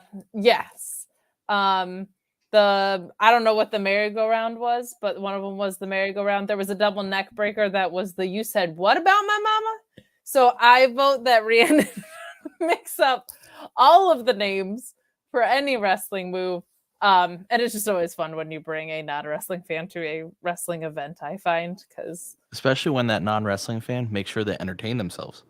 Yes, exactly. And at one point she got a cup of cookies. A cup of pocket cookies. Yes. Yeah, it was great because there was a Mrs. Fields stand there. They had good snacks. Very good snack situation. Also, I would like to say, if what Kate was talking about, Rhiannon making up move names and, such sounds like fun for you, I would just like to play Y2J and break the walls down for a minute. Sure. We were discussing some possible bonus content. Yes. As we were talking about the possibility of doing a Patreon. And if we do, and if that bonus content can happen, then you people better strap the fuck in because it's going to be good. It's going to be real good. It will be so good. I would also point out at this event, we had Rhiannon sitting next to me making up her own names for moves, chanting grow some balls. Yep. And other random chants, responding to promos. And then you have Matt 2 seats over yelling the shit he yells all night, which is usually fuck you ref, what are you doing? What are you doing? And then Matt, my favorite thing is Matt doesn't, when Matt yells or does anything at a wrestling event, he doesn't do it as like a smark. He doesn't go like try to go inside baseball. He does it as a fan yelling at someone in character. So like, Jake, why aren't you telling him what to do, Jake? Like, it's the best. It's the best. What are you doing around the ring? Also, my favorite things during some of the matches. Why aren't you to whoever the referee was? Why aren't you counting? Why are you What's counting? going on? It's a very deliberate work cadence, and it's very, very fun. Listen, the people want to know, Kate. I have to bring it up. Rob Humphrey, did Kate mangle any hot dogs at this show? You don't have to bring it. I have to. No, but she fucked up some nachos. Thank you. I was just going to say that. No hot dogs were eaten at the show, Rob Humphrey. We believe that Kate has learned after, some practice and berating at the hands of Matt and myself. We believe she has learned how to properly eat and dress a hot dog. However, actually, God grant me the serenity. Serving herself food we're still not 100% sure on. I cannot change. She mangled some goddamn nachos. And there was something else at one point, Ryan. I don't remember what. There was something else that she was eating that I said, that's kind of fucking weird. And it reminds me of the hot dog. But I don't remember what it was, so I can't bring it up. I can't go into detail, so I apologize. But Kate, I don't remember that. Kate, you're learning. You're growing. You're becoming better. You know what? It's about drive. It's about power, like The Rock said. We stay hungry. We devour. Exactly. And what we devour is nachos. So I am getting just a little bit better every day. Thank you, Ant, for noting that. You are. Listen, I have to give the credit where it's due, Kate. You're doing the work. Thank you. I'm putting the work in. That's it. That's it. So, jumping back to Dynamite, as I said, if I'm going to kind of read through a rundown of the show and some of what was said. But if we're mangling anything here, because we didn't hear the commentary, because I don't know about you guys, I did not go back and watch the show. I certainly will, but I did not for tonight. But we will give you our take from what happened there live. So let's jump on in, guys. The show opens with the intro. We weren't sure what was going to happen live because we saw them setting up all this stuff. Matt thought it was the Texas Death Match. He thought that we were going to lead with that because he thought he saw some like cacti, in pots being set up. But we get Wardlow make his entrance. No music, anything else. He's got cardboard cutouts of MJF. And then Justin Roberts reads an entrance, very much like Tenacious D having their entrance to the stage read. Justin Roberts reads an entrance for FTR and Tully. They're holding flutes of champagne, toasting on stage. Then it's Sean Spears' turn. He gets his entrance read. He's drinking out of the bottle. And then last but not least, MJF has his statement read, and I apologize that I have not found a transcript of exactly what was said, but it was fucking hilarious.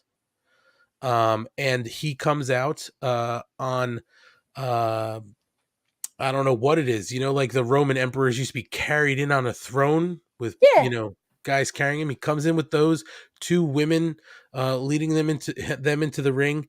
And he gets off. He gets a little, kiss on the cheek from one of his ladies. And then his shoot girlfriend, who I don't know if many people realize was the red-haired young lady, essentially makes out with him for a moment. And then he gets into the ring. They do a little huddle at celebration. He gets the mic. And then he starts to basically tell the crowd to settle down. And he says that he made it crystal clear he's the best wrestler on the planet. It's not Kenny, not Danielson, not Adam Cole, not Hangman. It's MJF, who is the best in the world. And he says that he just beat CM Punk, Kate, twice in Chicago. Twice. He's better than the best in the world.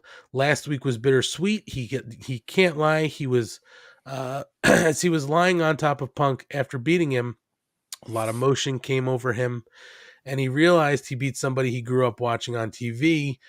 So he leaned over and whispered those two heartwarming words into CM Punk's ear. That was, "You suck." But in all seriousness, if anyone deserves thanks, it's the man responsible for MJF's win. Folks, the one and only Sean Spears. Wardlow's clearly perturbed at that. And MJF got a gift. Spears deserves recognition because he got him warmed up for the match. And Spears got MJF a gift. And it's a new shirt that we're going to have somebody send Kate.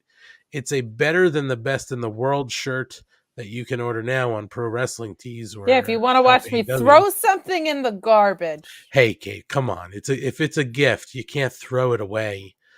He's proved that he's better. MJF has proved he's better than Brett in Canada, Piper in Portland, CM Punk in Chicago, and it's time for him to become the AEW champion. But that's when CM Punk comes in, and he calls for Tony Schiavone to get a mic on the stage.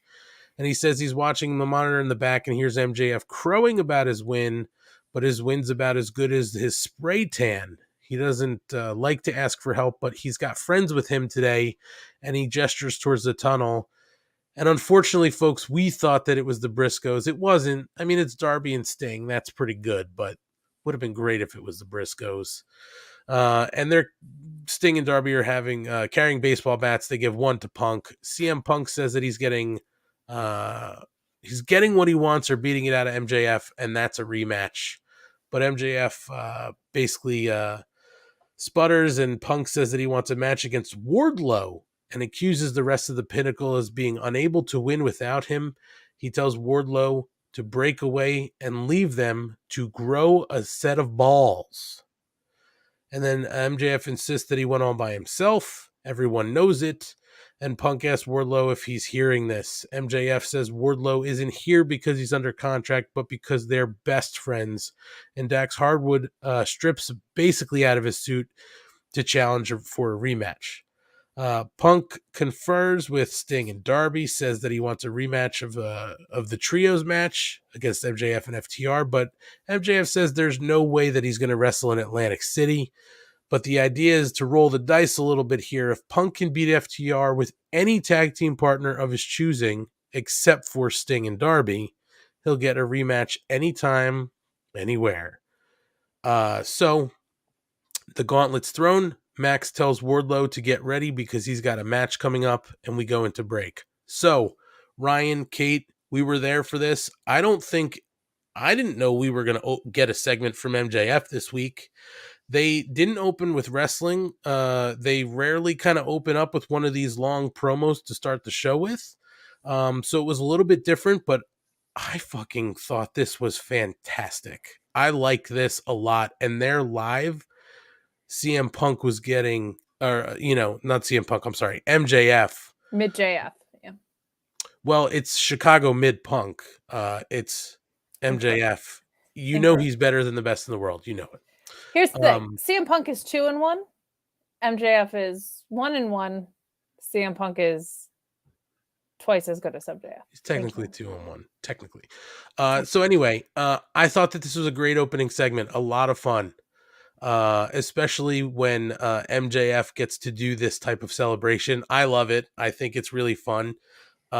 Kate, because this featured the not so best in the world anymore, why don't we get your take on this first?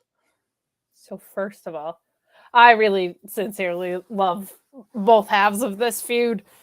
My two, the three feuds I really wanted to see with Punk, I'll say four, were Eddie Kingston, MJF, Danielson, and Starks. That's that's my ideal Punk sampler platter. And we're getting two of those as his first real feud. So this made me really happy. They had actually announced that MJF was going to say something before. So I knew it was going to be on the show. I just didn't know it was going to open it. I thought it was a great segment. I loved Punk saying that Wardlow was the one that really beat him and that's who he wants to face. I thought that was fantastic. The grow some balls chant from Rhiannon when Punk told him to grow some balls warmed my heart. This was great. It was a lot of fun. Those thrones that get carried are such a fun wrestling stupid thing. I guess probably born out of King of the Ring and stuff, but very old school heel stuff. That was a blast. And they continue to roll this train forward. I think we're going to get a rematch at Revolution between Punk and MJF, which I want to happen because this is just a really well-built story. I think there's a lot of people that want to see CM Punk beat the shit out of MJF. I don't know if it's going to happen, but the point is you're supposed to want to see the face beat the shit out of the heel. And considering that first match was on free TV, doing one at the pay-per-view, I think is something that's perfectly appropriate. And the fun thing about having all these stables is you get such expansive stories and it's really fun. Also loved CM Punk being on Twitter when he was trying to find his tag team partner for later that night, being like, "Hey, Samoa Joe, are you in the country? Hey, Danhausen, are you around?" Just very fun that during the show he was working that a little bit, but we'll get to the match that happened later in the night because I thought that match was fantastic. Yeah, we are certainly going to talk about that. Schlong, what did you think of the segment? I mean, we were there live, so obviously, how do you think this played live? I think it played very well live. As soon as he started walking down on the throne, I think people lost their minds because it was just so fucking ridiculous. It's an old school heel move to have the two women walk you to the ring, and then smart to use his real life girlfriend so he could have that ridiculous make out with her, which was overly aggressive for TV. It's like perfect. Yeah. And that his real girlfriend, I believe, is Gabby Ortiz, right? I didn't say her name. No. I think it's Gabby Ortiz. No, Gabby was the other one. Oh, was it? Oh, I mixed it up then. My bad. Yeah. Gabby is dating LSG, and the only reason I'm gonna say is since it got brought up, he had a funny tweet. He said, "Everyone, please send Gabby some positive vibes before she goes into lip replacement surgery tomorrow. They're so diseased after last night. This is the only solution."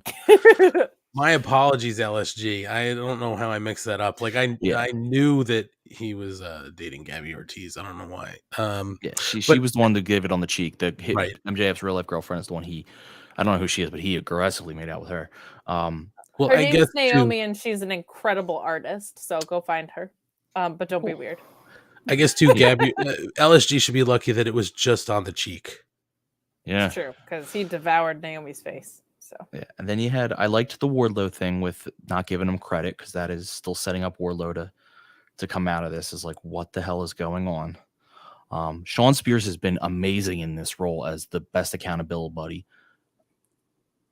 That just is perfect for him. They finally, I mean, it's not as much as maybe I'd hoped he'd get, but it is a great role for him. Like, and then using FTR this way, where Dax is stripping out of his suit, reminding me of Ric Flair a little bit there, was real good.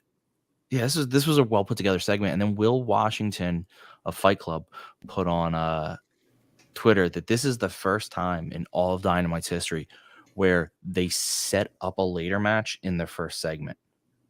Wow. Like they've had mystery partners, they've had stuff like this, but this is the first time something has been completely unannounced and it was set up in the first segment, which is cool because old WWE and WCW used to do it too. Like that was the old school method. You set up the match in the first segment, and I'm glad they don't do that because that means that every first segment has to be talking.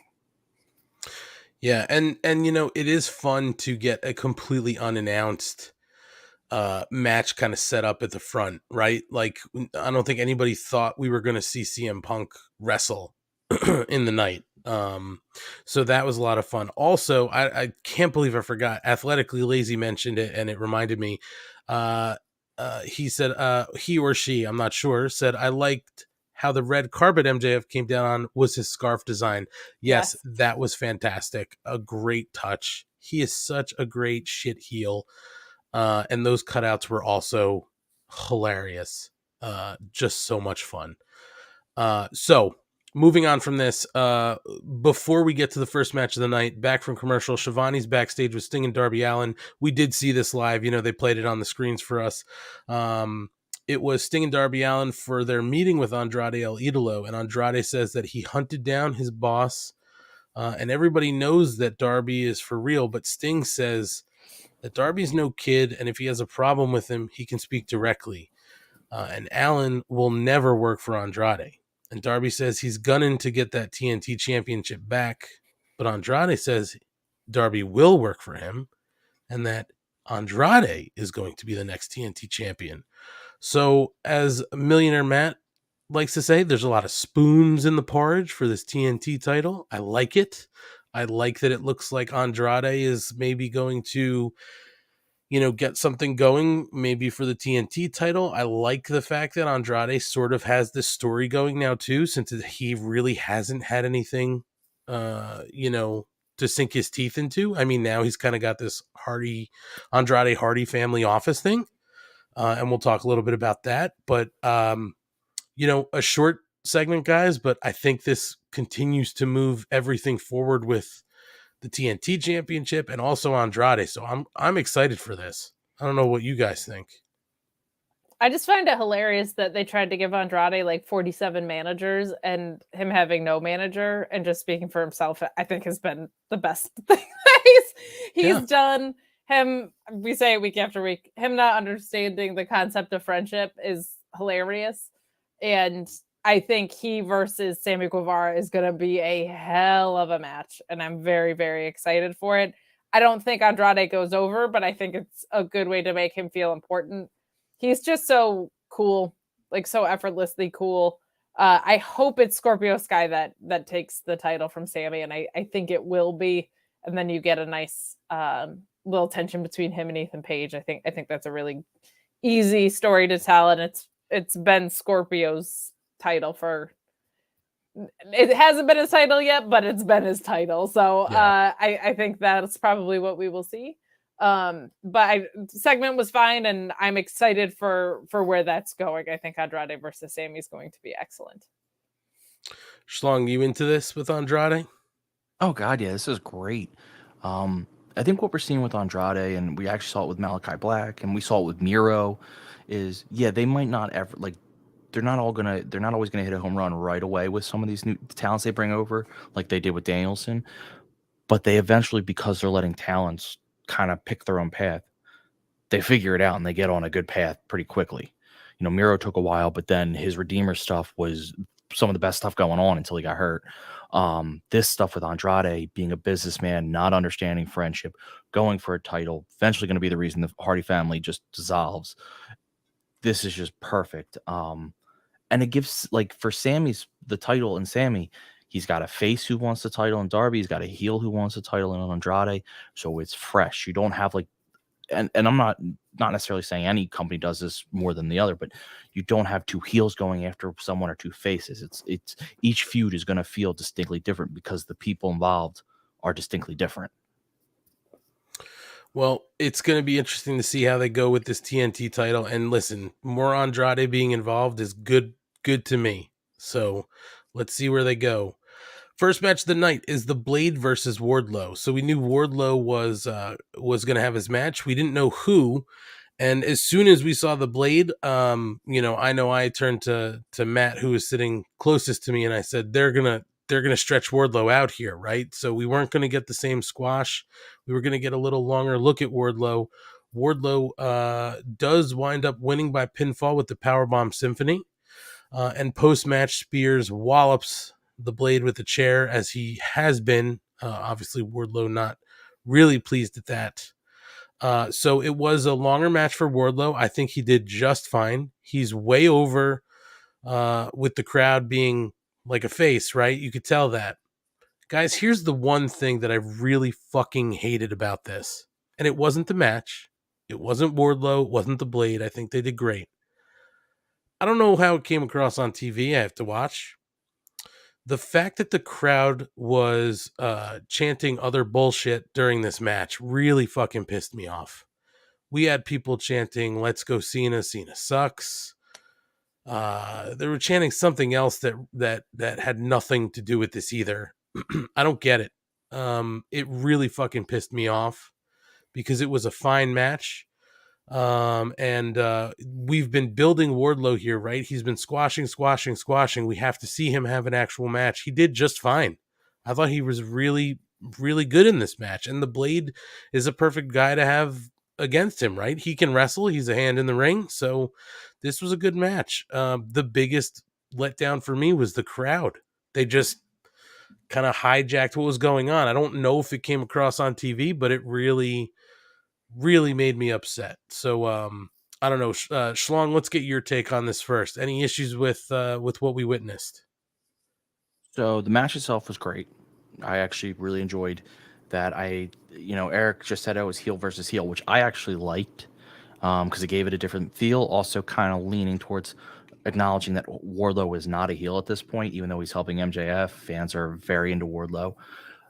The chanting thing, I think I'm very curious if anyone in the chat can say whether they heard it on TV or not, because I'm not sure if it would have got picked up because it was two small sections doing it.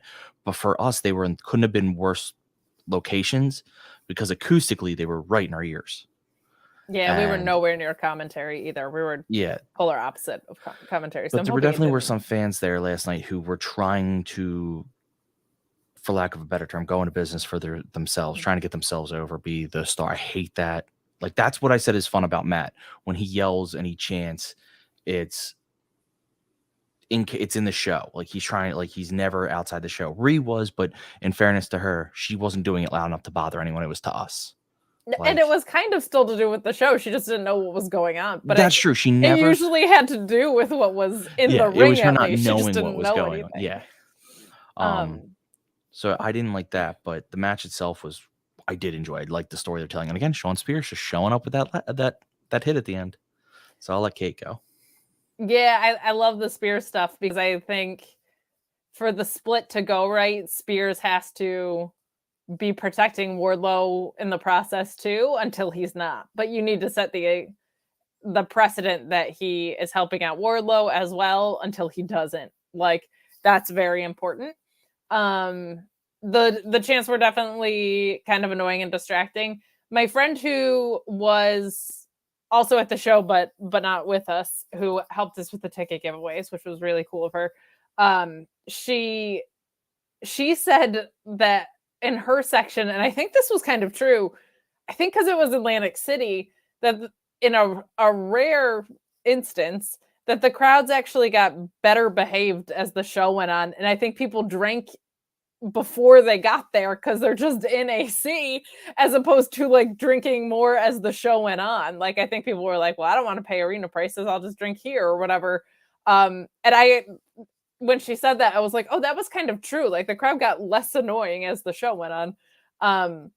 But I thought the match was perfectly fine. This was definitely better than the Jake Hager work shoot match. This was a better showing for him than I think the Cody match, because that was a little bit more about like Cody's spot off the cage and the promo he gave after and stuff like that. So this was good. The Powerbomb Symphony is always fun. He's come such a long way on his facial expressions and his in-ring storytelling. Like, he's really building himself. And to Eric's point, I don't think of Wardlow as a heel anymore. I think he's a tweener turning face.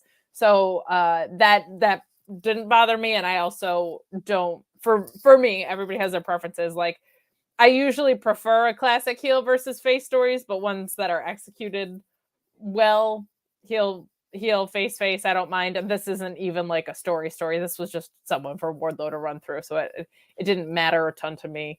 But this was fine. And I like that they did this on the heels of the MJF and Punk stuff. Like, that was a good just continuity through the show, I found. Absolutely. Athletically Lazy did chime in and say they don't remember hearing chants for the Wardlow during the Wardlow match. So that's good, because it was, to Ryan's point, it seemed like it was in or around our section. So I didn't think it showed up, but it definitely did in our ears.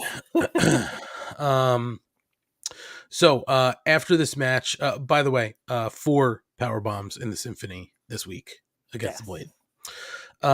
Penta gets a video package. He drives up to a graveyard and is talking about Malachi Black's mist penetrating his soul, and that he should be ready to face the consequences. It's time for Penta to rise, and he digs up a red and black mask. Now, admittedly, I don't know a whole lot about Penta's kind of past. I thought that he said Penta Azul, which I thought was blue Penta.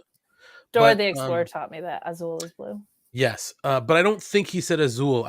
I was trying to find it as we were talking here. I thought that I saw somebody mention a different name, but I don't know if there's some sort of alter ego Penta that has shown up in the past. But listen, if we can get Penta and Malachi Black singles match, sign me up. I'm all for it. Yeah, I also think the first thing I thought of was he might just be done with the Joker gear and want a fresh look, especially while Phoenix is going to be out for a little bit and whatever. Like, I think he just might want like a little bit of a refresher. I have no idea if in other promotions I'm assuming it's somebody that he portrayed before or a persona he's had, because the act of digging it up just makes it seem like it's in his past. But I'm all for that. I think what I love about Penta and Phoenix is how different they are, but speaking the same language in the ring. Like, and for Phoenix to be as just insane and impressive as he is, and Penta to be as grounded and hard hitting as he is, that versus Malachi, like the hard hitting dude versus the guy who kicks everybody's heads off. Yeah, I'm for that. Or Brody King, honestly. Give either one of them, I'm in with that on. So that should be really fun. Yeah, for sure. Actually, as we were talking here, I've kind of looking stuff up, and even Rob Humphrey mentioned here in the chat, he says he's seen people talking about Dark Penta. He doesn't know what that is. Eric F said Penta Dark was his heel-looking Lucha Underground where he broke everyone's arm, even Phoenix, if memory serves him correct. Oh, yes, that's very clever. yes, and I just kind of Googled it, as we were kind of talking here, and it does look like Penta Oscuro is what he was saying, which I think is Penta Dark or something like that. So it could be a lot of fun, and if that's what we're gonna get out of Penta, more hard-edged, I'm gonna break everybody's arm, I'll take it because he's fucking awesome. And I've said it since day one. He's got such an awesome look to me. The mask and the face paint. Come on. Yeah, he's fucking awesome. Schlong, anything you want to add? I don't want to cut you off. No, I mean, you guys pretty much covered it. I don't know much about it. I didn't watch Lucha Underground. I will always say Penta in a mask with face paint in a suit is still the funniest thing I've ever seen in my life. Always fun. So after this, guys, we got a segment that we weren't necessarily hot on last week, but I do want to talk about this because I thought it actually played out really well. We got the Inner Circle team meeting, and Jericho, Hager, and Sammy make their entrance by themselves. Jericho says that he knows, he said the whole Inner Circle was going to be there tonight, but they haven't seen Santana or Ortiz all day. And before he could go any further, Santana and Ortiz come out to their own music without their Inner Circle vests.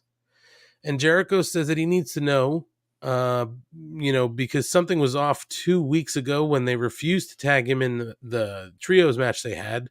He was embarrassed and demeaned. And he says that they robbed fans of the chance to see Jericho wrestle.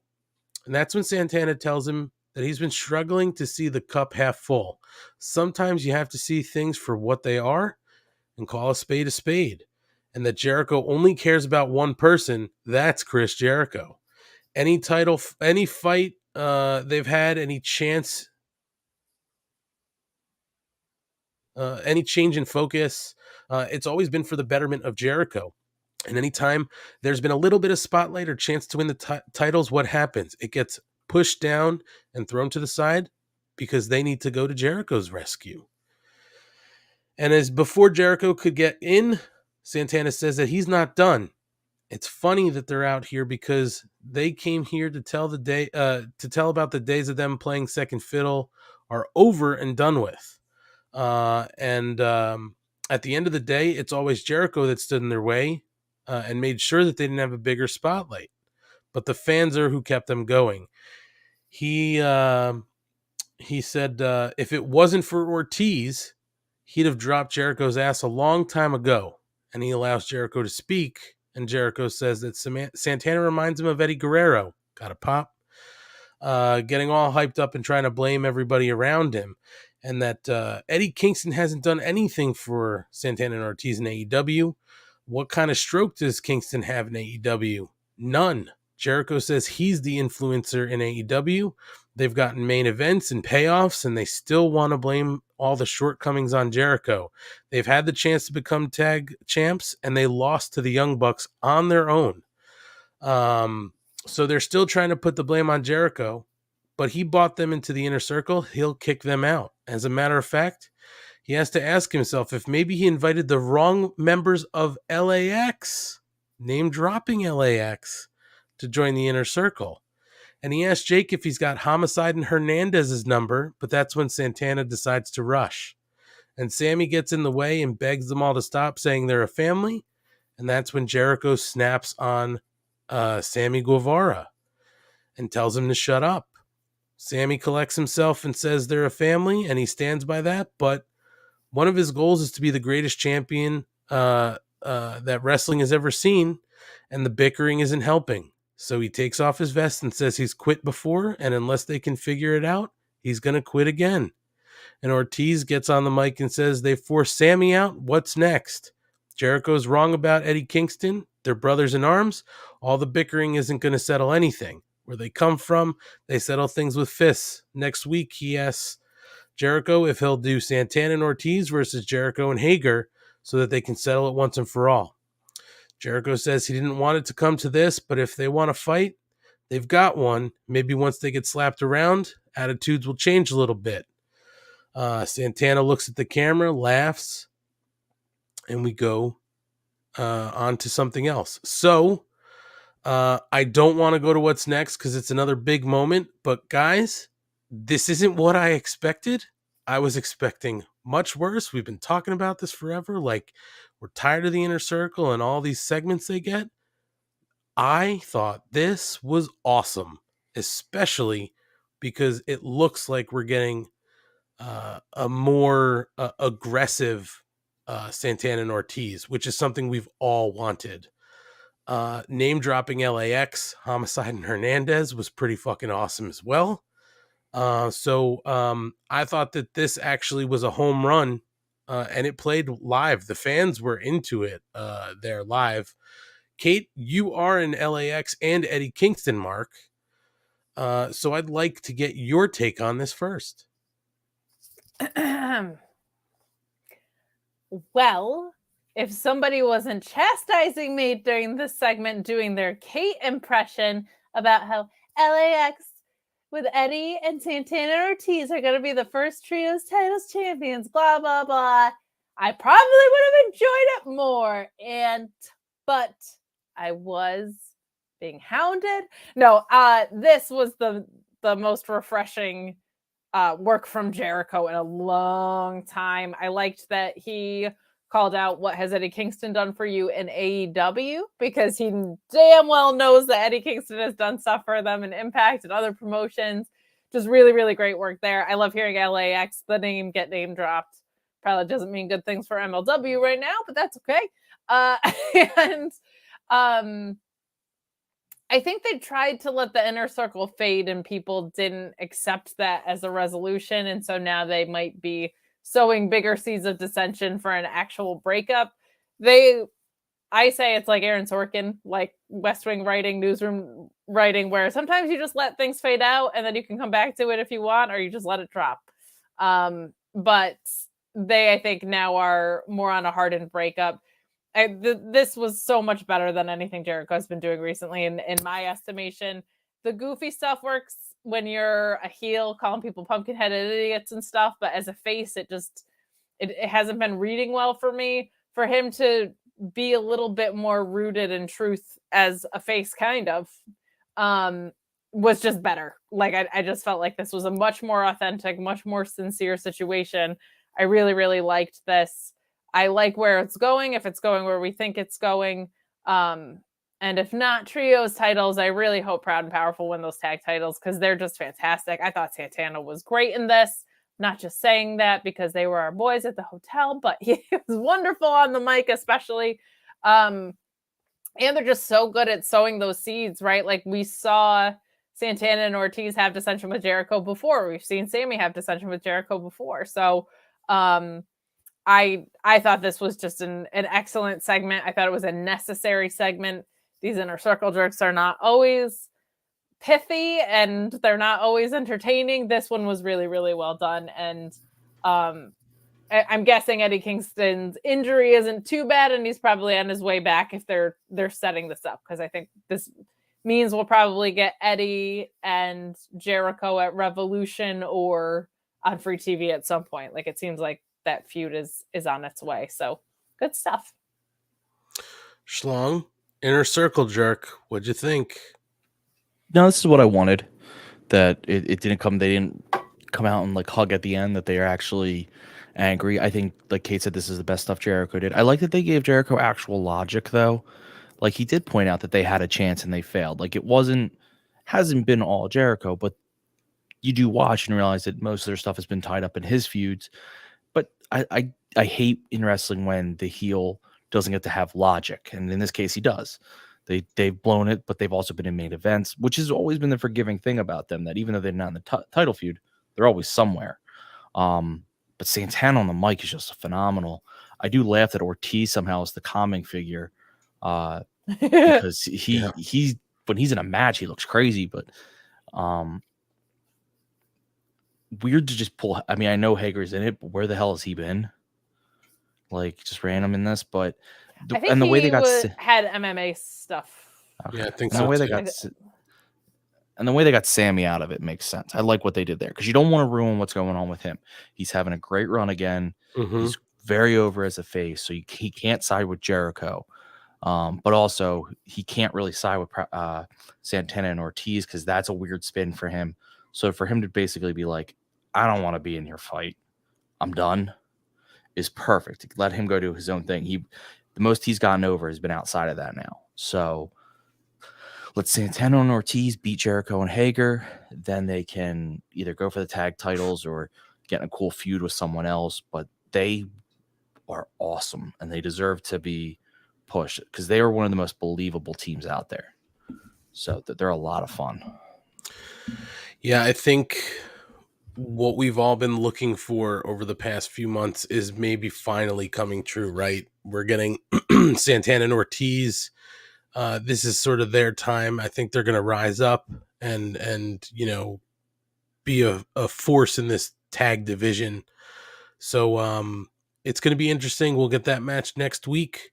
Guys, after this, we went to what seemingly was a throwaway segment, setting up for Friday night, and wound up being one of the bigger moments of the night. So Shivani goes backstage to interview Roppongi Vice about their match against the Young Bucks, and Rocky says he's feeling good and ready to go. But the Young Bucks roll up, and they want to fight then and there. So they jump Roppongi Vice with a little help from Adam Cole. They lay out Rocky Romero with a BTE trigger, and as they're standing around, Adam Cole pauses for a moment and says, well, look who it is. And out of the camera view comes the King, the Switchblade, Jay White, there live to throw Trent into a production truck. So the Switchblade is here. That forbidden door is essentially blown open yet again. And that was quite a surprise. Now, I want to drop this here too for you guys, and we'll get reactions and whatnot. But I did see something today that's basically Tony Khan said he didn't secure Jay White until Sunday and realized after the fact that Friday night he butchered his own definition of the forbidden door in hyping up what was going to go down on Wednesday. He heard feedback from the fans. He wanted to ensure that it was a special Dynamite and wanted to thank everybody who was watching. So clearly he had used the term forbidden door and people were expecting something of this magnitude. Now, again, I think I said this before. There were a few times I was like, this has got to be where Jay White comes in. And I was happy we got him last night. Again, it seemed a little kind of thrown together, but it makes sense to me. It was. Clearly. So I don't know about you guys. Clearly, you saw Matt and I jumped up out of our chairs. We have been waiting for Jay White to show his face here. I also think that the people in attendance knew about Jay White, were excited to see Jay White. The live reaction as we were watching on the screens was pretty good. But obviously we knew that this wasn't the surprise entrant for the ladder match. So we knew we were getting something else. Still a great surprise. I love this. There's a lot of history here for them to work through. And Jay White is here in the United States. So let's work through this. I'm excited. So Schlong, I want to go to you first since we've been going to Kate a lot first. She's a mark for most of these guys. You clearly are a huge Jay White mark. So I would like your take. Only a mark for him if he shaves that beard. Oh my goodness. Still think he looks better without the beard. My goodness. What'd you think of this? Besides the beard. He needs to shave. Man, to pull this together last minute is pretty impressive. I'm seeing Rob Humphrey in the chat say he doesn't know who Jay White is. And that was when, before we went to the show, the conversation we were all having was if Jay White were to have shown up in WWE, he honestly probably wouldn't get a huge reaction because he isn't that well known there. AEW is a great place for him to get this type of reaction because 90% of the fans are that level of wrestling fandom where like they know who these guys are. They know who Jay White is. They know that he basically is now what Kenny Omega was. Like that's where these guys come from. I love the story that this is going to enable. It's going to be, I mean, now you got to wonder, when is Kenny coming back? Because Kenny and Jay obviously in character hate each other. No, it's real. Oh yeah, it's real. It's totally real. It's so real. Well, I didn't want to be like on here being like, oh, they hate each other. And people are like, oh, really? No, like obviously character wise. Really? Give me the tea. Yeah. Well, yeah, and Ryan, to your point about, like the fans in the E might not know it, you're right, and it's because I think of the fans knowing the history of where all of these guys came from, right, in New Japan. So like the Bucks have the Bullet Club history, right? There's the history, the Switchblades part of the Bullet Club, and you're right, Kenny. The storyline hate between Kenny and Jay White comes from Kenny trying to get him into the Bullet Club, and then he goes to join Chaos. So, which is weird, right? Because it's not real. It's not really Chaos. Yeah. Well, that's why he left eventually, because he joined fake Chaos. Right. And that's why he was able to actually join the Bullet Club, because he realized it wasn't the real Chaos. But there's all that history. So I'm with you, Ryan. Like the reaction here was great, because I think the people who are familiar with all of this, the Bucks in New Japan and, the Bullet Club stuff, I think that obviously is what matters here. And I also think, and I'll then go to Kate, I think part of it, the way they present it, of like Adam Cole being like, what's he doing here? And the Bucks looking legitimately shocked, sells that even if you don't know who this guy is, it's important. Like he's an important guy. And I just like that this company doesn't exist in a vacuum. There's pluses to the I won't ever deny there's not pluses to the WWE existing in a vacuum. It does protect them from a lot of weird stuff that they could get roped into that they don't have to acknowledge ever. But it's also very fun to be like, no, the rest of the wrestling world is all connected, and we can acknowledge that it exists. Yeah, for the people in the chat that aren't as familiar with Jay White, it would make Matt's day if you tweeted at Wizards Podcast and asked him, a small rundown for best matches or whatever. Like he knows, he's an absolute wealth of knowledge, and he is the one that more often than not is running the Wizards Podcast Twitter account. So just tweet at him, say you were listening, and you would love like a couple matches to get caught up to speed with on Jay White. He's incredible. He's going to be a great fit here. I liked the way this was filmed. Also to clarify some other things in the chat, the true Chaos is the one with Sue and Orange Cassidy. There's this other wannabe Chaos that's happening in Japan, and wrestling is not fake. They really do hate each other. So now that we're caught up to speed, but this was great. And I this was great because we got Jay White, and then what's coming later, and even the way that was set up had its own little psych out from Matt Hardy, right? Like I thought that was wonderful. But I also feel like, okay, Tony Khan, we don't need to play guess who it is Mad Libs for every single surprise. Like you could have just, and he might have been genuinely trying to sell more tickets because it was not sold out in Atlantic City. AC's a weird spot. It's like an hour from Philly. It's about 2-hour drive for us North Jersey people. It's kind of odd. It's in the middle of the week, so not everyone's going to be able to go to the casino and hang out or whatever. So you might have been genuinely trying to sell tickets, but like we did get a 1-2 punch out here, which I liked. But like I think Tony Khan might benefit now from stopping so much teasing online and just walloping us, because when he did it with Cole and Danielson, that was super fun because we were pretty sure about one, didn't know about the other. Like you don't need to, you can just knock us on our asses every once in a while. So that's the only thing I'll say about that. But and then you won't have to sign 2 people if you fuck up your phrasing, Tony.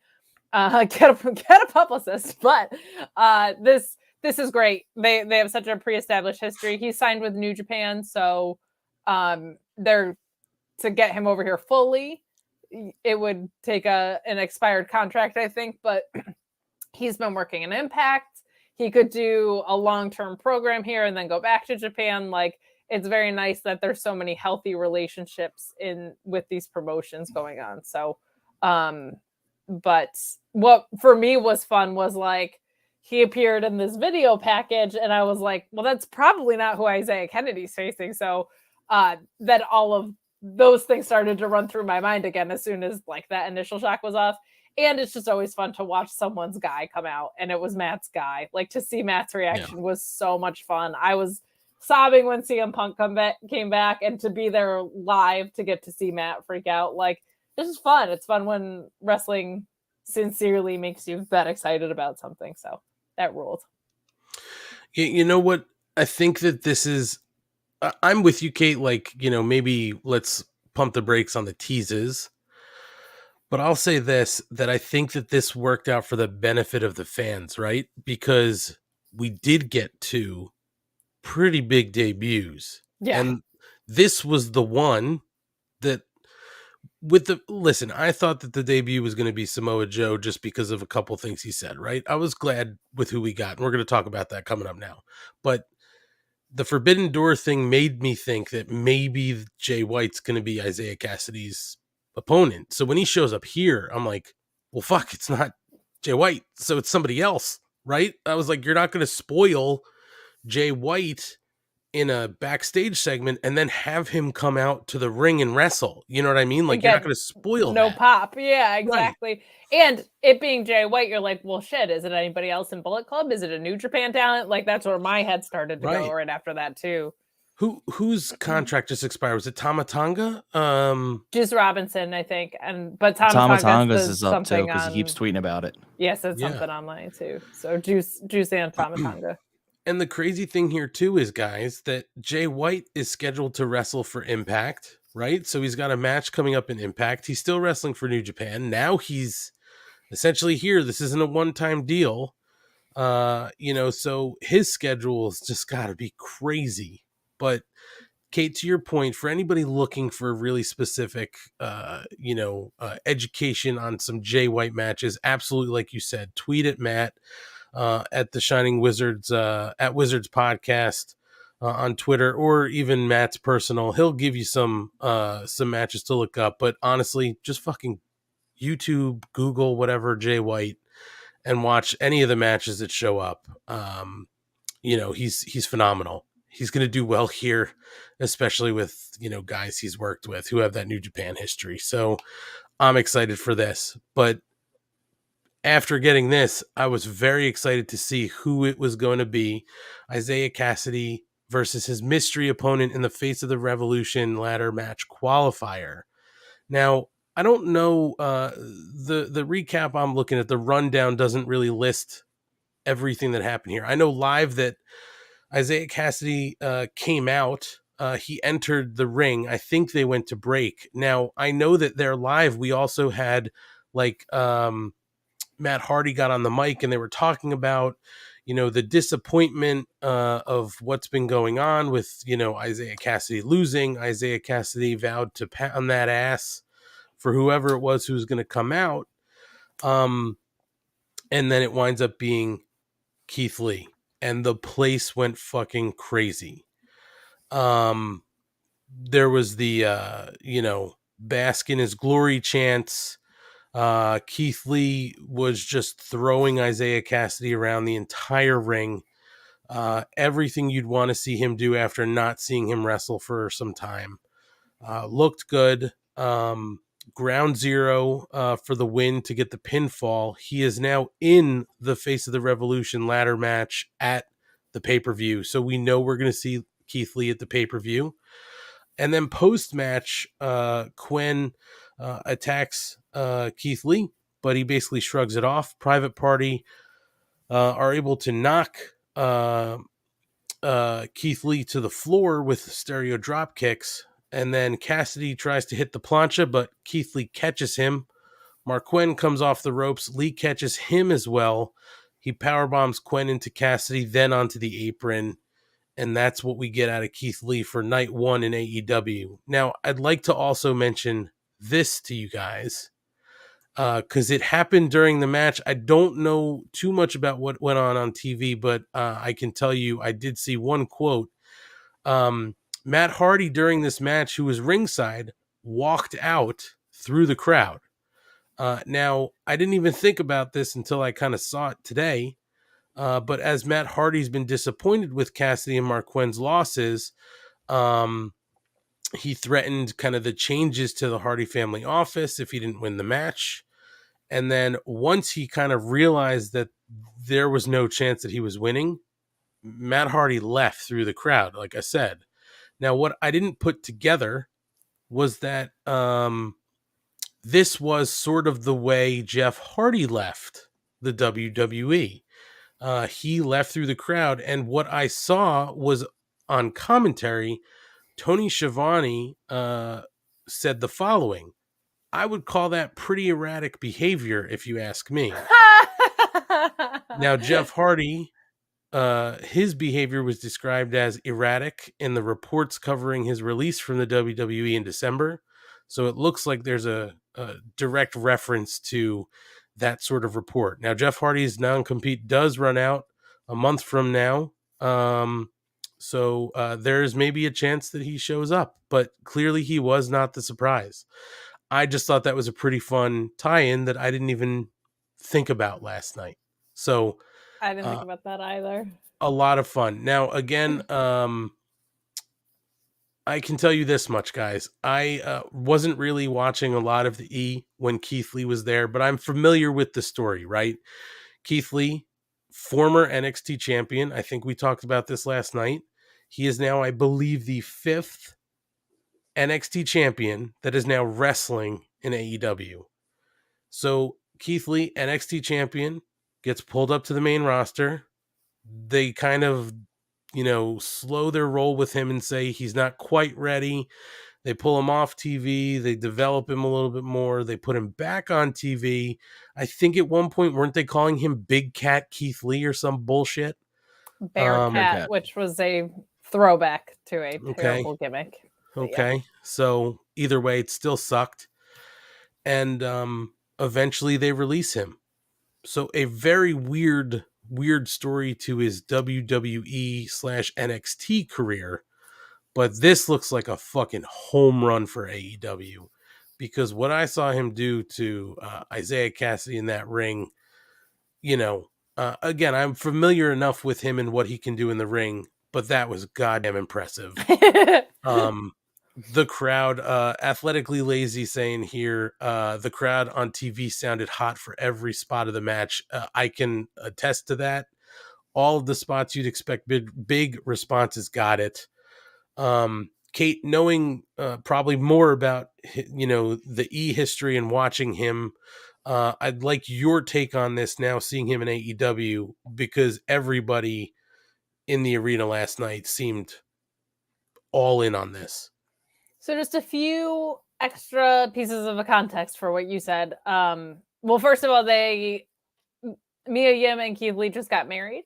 So they posted a picture of themselves on their honeymoon, or like a beach picture, to try and swerve that, which I just appreciate. Like, that's a fantastic thing. And the Isaiah and Matt Hardy interaction in the ring, one thing that I really liked was Isaiah looking at Matt Hardy and going, "Tell me you don't know who the mystery opponent is." Like, I think really trying to make you think it was Jeff Hardy. So while Keith Lee, I think, was the most anticipated, they really went out of their way to try and swerve you with Jay White and this like Matt Hardy tease or Jeff Hardy tease. But yeah, Keith Lee was unbelievable in NXT. I think he was their first double champion as a North American and world champion for a very short time before he went up. He had a huge spot with Brock Lesnar, who lit up like a Christmas tree when he saw Keith Lee. I think Brock likes working with big boys because he's always telling the same story of being bigger than everyone else.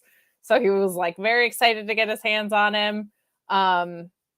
And they took away a lot of what got him over in NXT from the way that he works too. So as far as the story going up and down, like there's some footage out there of him like getting a pep talk from Vince McMahon and being sold a bill of goods that didn't come true and like all of these heartbreaking things. But to me, the biggest thing that they did was dilute what he's capable of doing. Like everybody, and rightfully so, is is really hyping up that spot with Isaiah where he launched him into the air. But like, I have video on my phone of him doing a toe touch, jumping above Isaiah, and then, you know, going down while Isaiah jumps him over him. So like, it's some very fast-paced wrestling in there too. He's incredibly capable of a lot of things, especially for someone of his size, like that he shouldn't be able to do. So this is absolutely a home run. He's someone I always appreciate when someone comes in that's like nobody else. Like, I love the Tony Nese's of the world, but like, Keith Lee is an already made star. There's nobody in this company that can do what he does.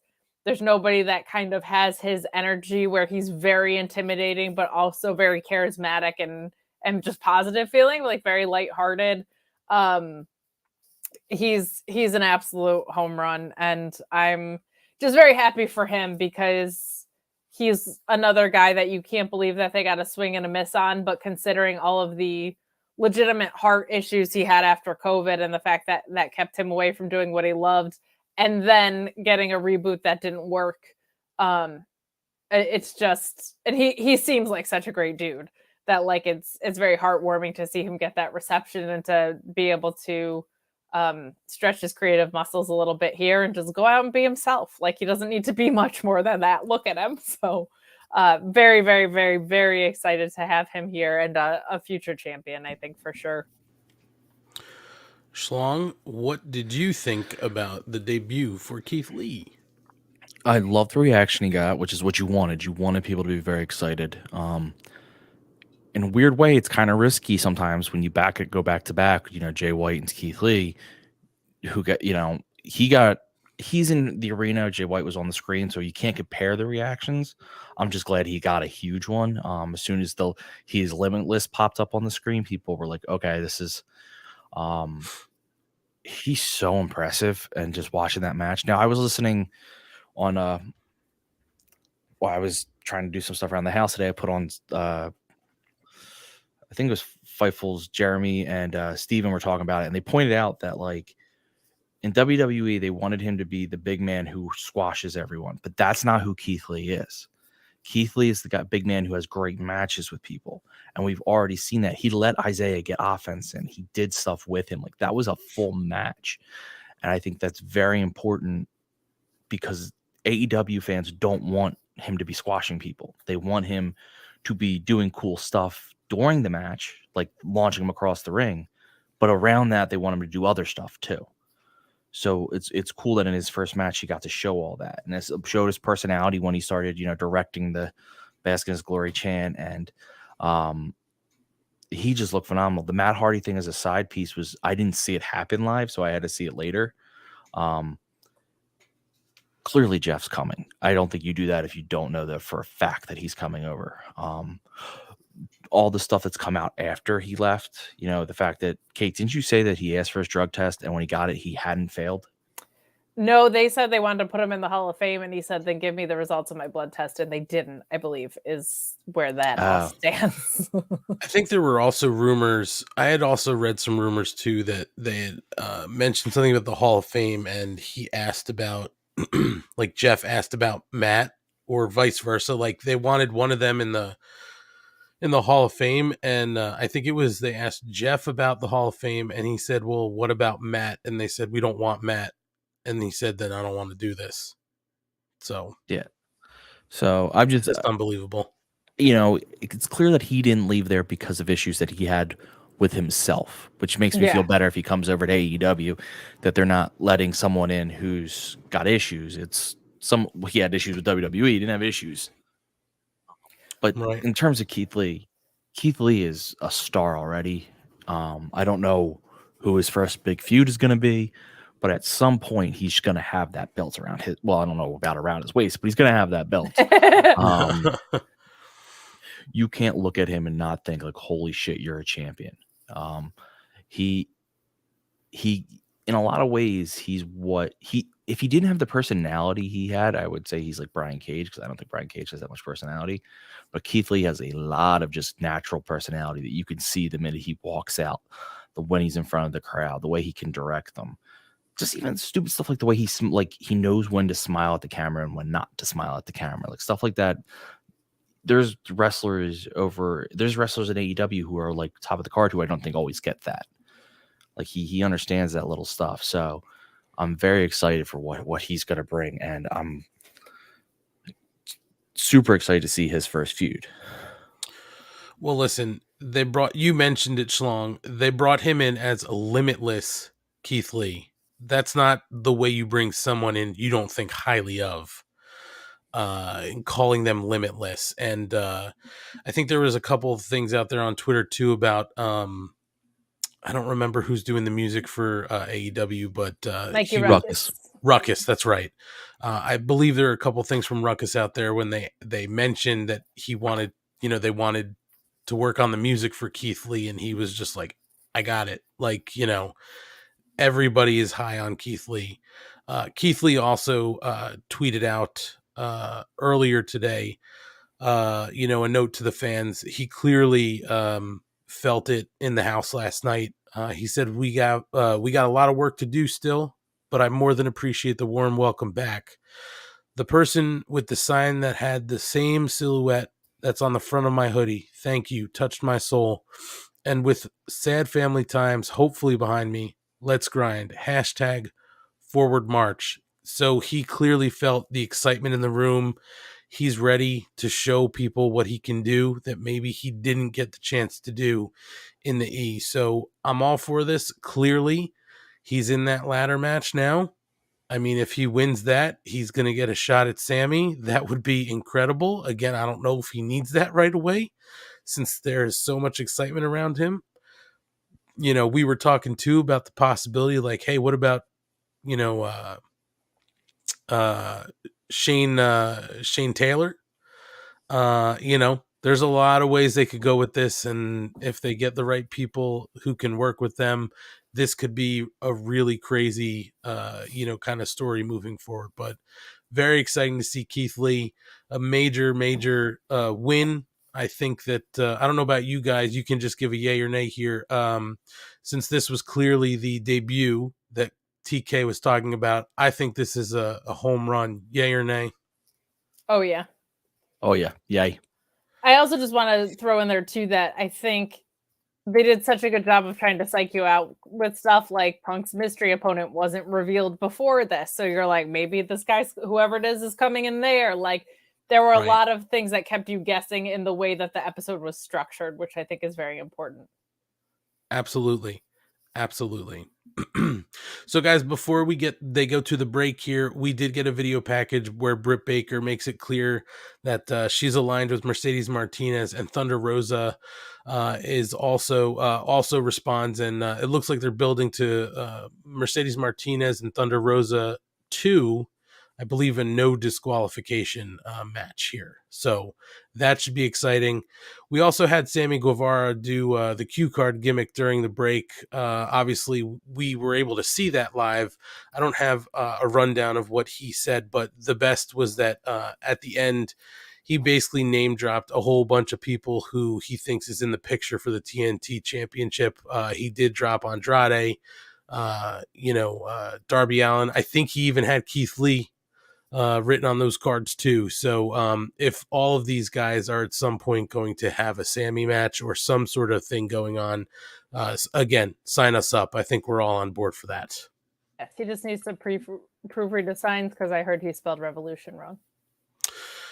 Well, somebody needs to proofread those signs because no, ain't good. Anyway, when we get back from commercial, we do get the CM Punk match. CM Punk and his mystery partner versus FTR. We do find out that the mystery partner is Jon Moxley. Now, again, playing Y2J and breaking the walls down. I had noticed below where we were sitting some security personnel talking to venue security about, I guess, keeping this area clear. We saw some cameras coming in our direction. So I think we knew, enough in that moment that it was going to be Moxley. And believe it or not, I don't think any of us really thought like, oh, it'll be Moxley. Like, it just never hit our brains. I like the thought of it being Danhausen, but I mean, he's not cleared since he broke his leg. I also enjoyed how CM Punk tweeted out, as you were saying, Kate, before, like, hey, Joe, you in the country, Danhausen, blah, blah, blah. At one point, he did say, never mind at Danhausen. So just very funny. But CM Punk and Moxley versus FTR, Mox looking good. The crowd reacted, great. And as we get through this match, it looked like it was going to go either way, but CM Punk and Moxley wind up winning by pinfall. CM Punk with the go to sleep on Cash Wheeler. And in the back, MJF is losing his mind because Punk has just earned a match at any time, anywhere. And we go to break. So, Kate, you are the Chicago mid-Punk mark of the podcast. What'd you think of the match? And John Moxley, pretty no-brainer pairing, of course, after we see it. It's like, duh. When we were sitting in our seats initially, I was like, oh, if this is usually like where Mox comes out. But at the beginning of the show, I thought about that. When they were clearing it during the Keith Lee segment, which is when the clearing started, I was like, maybe Mia Yim, maybe Shane Taylor, who knows? Obviously, nobody else came out, and it was for Mox. But this, I thought, was a fantastic match. Like, I know I'm a Punk mark, but I'm also an FTR mark with good reason, because those two are just continue to be some of the best. And you had 4 guys in there that are just in-ring psychology, storytelling nerds, and just a lot of really great spots in this. We don't have to exhaust it, but I just thought it was one of the best matches on the card. Those 4 guys are not going to have a bad match. There's just no way that happens. And as fun as things like Collisions of Styles are, 4 guys that all think the same way is also entertaining as hell. So I thought this was fantastic. Mox he just looks so good since coming back. Like, not an ounce of ring rust on him. And FTR is just some of the most giving opponents that you could ever had. This was a great example of a match that was pretty predictable, because I think we all assumed that Punk and MJF were going to have a match at Revolution, like that was going to get called back. But as they say, predictable is okay when it's good. And this was a really, really strong match live. And I'm looking forward to going back and watching it, because it seemed like there was some nuance we couldn't see too from our seats. So I'm very much looking forward to that. But this was an excellent tag match. Yeah, it was. Honestly, Kate, I think I'm with you. Like, we knew what the outcome would be, but there were definitely a couple moments I was like, "Oh man, yeah, FTR is going to steal this."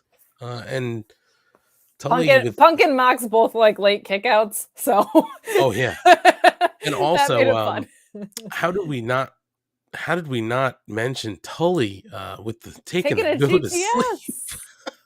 Tully takes a GTS, and Sting took a pile driver earlier this year. My God. What a madman. Anyway, Ryan, what are your thoughts? So real quick, Sammy did spell revolution wrong. He forgot the V. So it's Reolution. Reolution. A lot of vowels. But what I like about this is, once again, it's acknowledging previous wrestling history. Punk and Mox do have history. Not only were they in the same company, they were the Shield debuted for Punk, so there's friendship, like historical friendship there or whatever. So it makes sense logically that he would be the one. It's not just a big baby face. It's a picked out logical baby face. And plus Mox likes to fight, so it's not like he's going to ever. So the match was amazing. So the weird thing is, I knew the result, and as much as I'm happy of the result, it violates my one rule that I don't like tag teams that are thrown together to beat established tag teams. FTR, an established tag team, one of the best. I don't like that they lose to a thrown together team. I get why you had to go there, so I'm just going to move past it and just say whatever. But I would be a hypocrite if I didn't point out it violated one of the things I hate most. Established tag teams should almost always beat thrown together tag teams, because that makes the tag team division feel special. Just to interject real quick with that, I think a big part of why this happened the way it did was to have a red herring about the debut. I think that was really done to throw us off, because CM Punk versus Samoa Joe would have made so much sense here, that I think a lot of why the show was structured this way, because I agree with you, I hate that too, but I think the mystery opponent thing, because they don't lean on that too much here, was done to make you think it's going to be Samoa Joe or somebody else, or that this at least was the spot this was going to happen in, and Isaiah was a swerve or whatever, like, or more was coming. So I normally agree with you, but I think this was very like intentionally done, or that Jay White would be here or whatever, you know.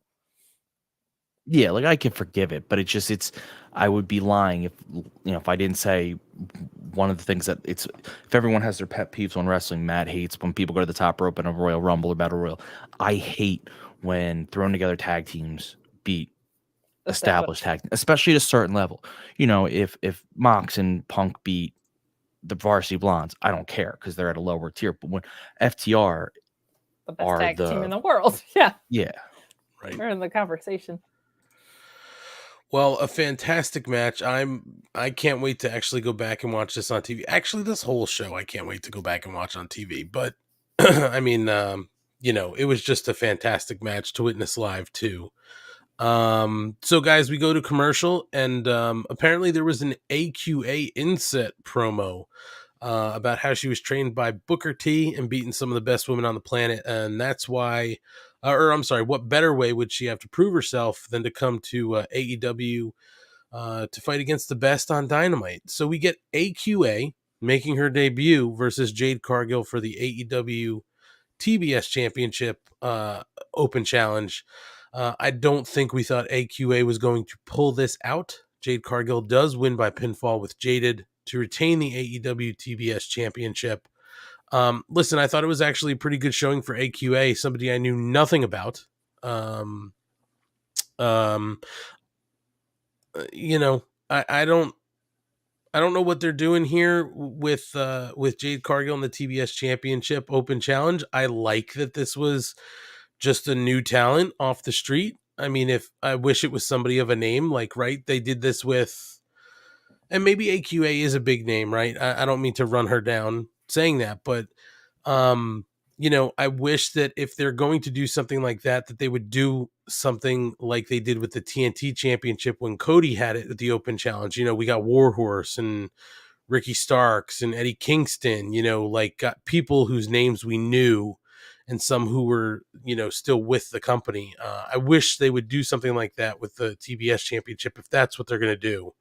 But I thought this was actually an okay match. And I didn't know what we were getting. If they announced that Jade Cargill was going to have an open challenge match, I missed it. But I thought that this was actually a pretty good match. Schlong, what did you think of this one? So yeah, I didn't know who AQA was. Apparently she wrestled in NXT. Previously she was let go in one of the rounds of releases, had a couple matches there. I think she might beat Toni Storm at some point. So she had some training pedigree. She looked great. This was actually a pretty good match. I expected a squash, which I was really annoyed at because I don't want that to be the TBS thing. So I'm very happy that it wasn't a squash. It was a really good match. Kate and I were sitting next. Well, Bree was in between us, but we were sitting close enough to each other that we were commenting. It is weird, and we're going to point it out again in the next match. And then, truthfully, it's not a spoiler for Rampage because you're going to see it. They've announced the matches for Rampage. The match on Rampage, all three women's matches featured unsigned talent. They were all good matches. The next one has its own issues, but there's at least a story there that I appreciate. This match and the match on Friday, good matches, but it's just weird that it's unsigned talent. Now, if you're gonna start using AQA a lot now, fine, I get it. She looked really good, and that would be great. But it just seems weird that they're using unsigned talent when they have talent on their roster they could be using. Yeah, I agree with that. Both these matches being against unsigned talent actually does bother me quite a bit because I feel that there is no harm in losing to somebody that's undefeated, and there's not really any harm in losing to Serena Deeb because she's one of, if not the best women's wrestlers in the world. So, Abaddon, Chris Statlander, the Bunny. I don't understand why you're not featuring your already signed talent or more frequently used talent on Dark. Reward them with a TV booking. But AQA was great. Her shooting star press is wonderful. But yeah, and I think I think this is what we're going to see from Jade until maybe her 30th one. And then I think we'll probably get like an Athena / Ember Moon or someone. Like I know they've been heavily interested in her. Or, if Keith Lee's there, Maya might not be far behind, things like that. So I think Jade's first loss in the company is going to be for that title. And what's nice is the free agents that are on the market right now can come in and immediately feel important, and they should, because the ones that are out there are some amazing women's wrestlers, and they don't have to hold it that long. They could hold it for a month or two and drop it, and it won't hurt them at all. So, but the match itself was great. This is what Jade's reign is going to be. She's definitely getting better. It's good to see that. But yeah, and then we'll get into Serena and her opponent, but under 5 minutes, not the best match in the world, but I like the development for Serena there. Before we get to Serena, there's actually a segment with the Young Bucks and Adam Cole backstage cutting a promo with Brandon Cutler. I'm sorry, the Young Bucks and Adam Cole. Baby. Thank you. And Mark Jackson is talking up the match against Roppongi Vice. Nick says it's time to climb back up the rankings and get a tag team. Who is Mark Jackson? I'm sorry. Did I say? You said Mark Jackson. Is he a fucking Mark? Could be. Matt Jackson, and then Nick says it's time to climb back up the rankings. And then Cole takes credit for bringing Jay White in earlier, but Matt tells him that a heads up would be appreciated. And Adam tells them they should trust each other. And they may be elite now, but when you're Bullet Club for life. And he leaves to give a statement. And then Matt asks Brandon if he knows about the Switchblade thing. And Brandon says he's heard something. So that was fun. That was on Reddit. Yes. So Deeb makes her entrance, and she's got a mic. She says there's not a woman in the back who's on her level. Matter of fact, she thinks there isn't a woman in the back who can go 5 minutes with her. And that's why she's issuing the Professor's 5-minute rookie challenge. And tells her opponent she should be honored and privileged for the opportunity. And she'll be glad to dig her a grave. So we get Katie Arquette versus Serena Deeb. Listen, this went 1 minute. Deeb wins by submission with the Serenity Lock, and then we get a hype up for the card on Friday night. So again, we're talking a little bit about here the women's matches. Again, an unsigned talent going against Serena Deeb. Now, I guess this makes sense because it's now the rookie challenge, which I don't think we knew. Interesting too, because Katie Arquette isn't even a rookie with this company that I know of. But yeah, I mean, I don't know what we're doing here. I assume at some point, like Deeb is going to get pushed to the limit by somebody. But we've got to get there first. This is really just the first time they're giving this sort of challenge to us. Yeah, I don't know. I don't know. I just wish we could see more out of Deeb. I get what they're trying to do with her character, but like 1 minute of TV time in the ring, I don't know. I'm very mixed on this. I like Deeb. Don't necessarily love this angle, but I get what they're trying to do. They want to elevate her to be like this, amazing female wrestler. She can do it all, and she can. But I just don't know where we're going to go with this. So Kate, what do you think about this angle? I also thought it might be fun if she did this for another week or two, and this is where you have an ironic rookie of like one of the free agents that's out there come in and take Steve to the limit. Like that would be funny if it's like the rookie challenge and an extremely established woman comes in, but she's technically a rookie to AEW or whatever, so they kayfabe it. More Serena Deeb on my television is always good. Having two matches that were like a total of 6 minutes, like when they say we want more women's matches, we don't mean cut the time in half for the time slot that you have. This also just fell at an unfortunate place on the card for the live experience, because I think we were all like, waiting for a downswing anyway. So that got kind of killed, but I'm all for more Serena Deeb on my television, and I like the concept, but the person that beat her, I think, has to be not really a rookie or someone like Sky Blue, where it is almost like you're getting a title rub because Serena Deeb is so damn good that it's a rookie who's ready, you know? Yeah, I hear everything you're saying, Kate, and actually that would be kind of a cool swerve. I wasn't even thinking that way. Rookie, but it's somebody who's very established. Yeah. That could be good. Schlong, what'd you think of this? Take it on its own, trying not to say like what Kate's valid point of like Jade's match wasn't super long before this, and then the short one. I don't want, because that is an issue. Give me one long women's match then if you're going to do this. Taking this though solely on its own, I like it because it's great character development for Deeb. It is such a good heel, arrogant thing, and there's actually now hearing it's for rookies is even better because why does the professor of professional wrestling need rookies? Like, go after someone who's got, like, it's such a dick move. And Kate's right. Now, the nice thing is the person who comes in doesn't actually even have to beat her to get the rub. They just have to go 5 minutes. So if you have, again, like a Sky Blue, go 5 minutes. Even if Sky doesn't win, so that Deeb doesn't have to take the loss, Sky's automatically put up to that next level because she survived 5 minutes where no one else could. So I'm very interested in this. The only thing is they have to do it almost on a weekly basis now for a couple weeks if you want this story. You can't do it, go away for a couple weeks, do it again, because then you're wasting her. Let this be, if it's a 3-minute segment, let it be a 3-minute segment every week for a couple weeks so that we get used to it.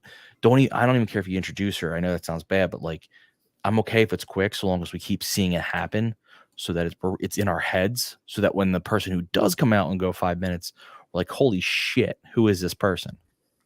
Hey, gentlemen, I got a question for you. Yeah. Could you last 5 minutes with Serena Deeb?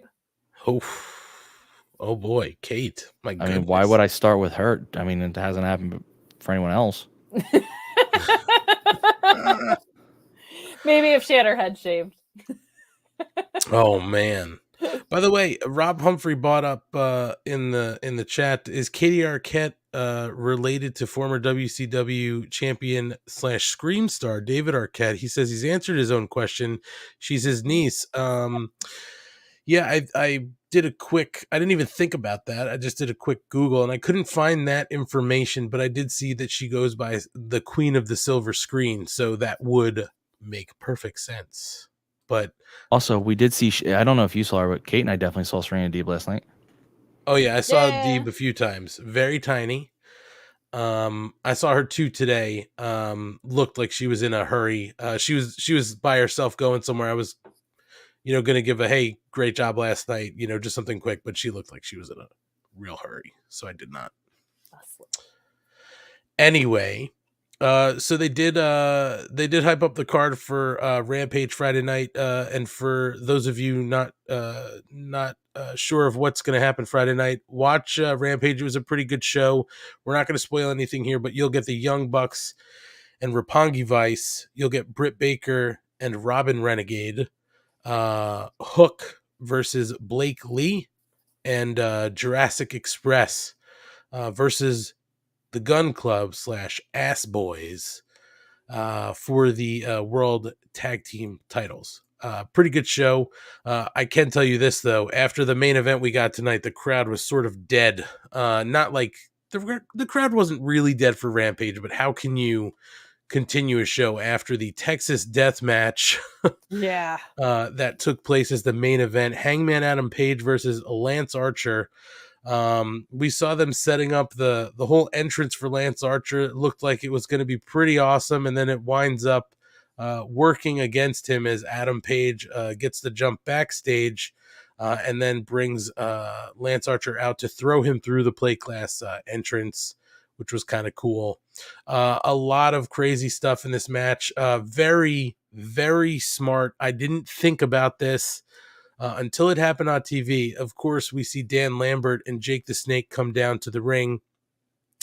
And as Dan Lambert's starting to take the top turnbuckle off, I'm going, how fucking stupid. What the hell does this have to do with anything? And then it fucking hit me and all of us, I think, at the same time.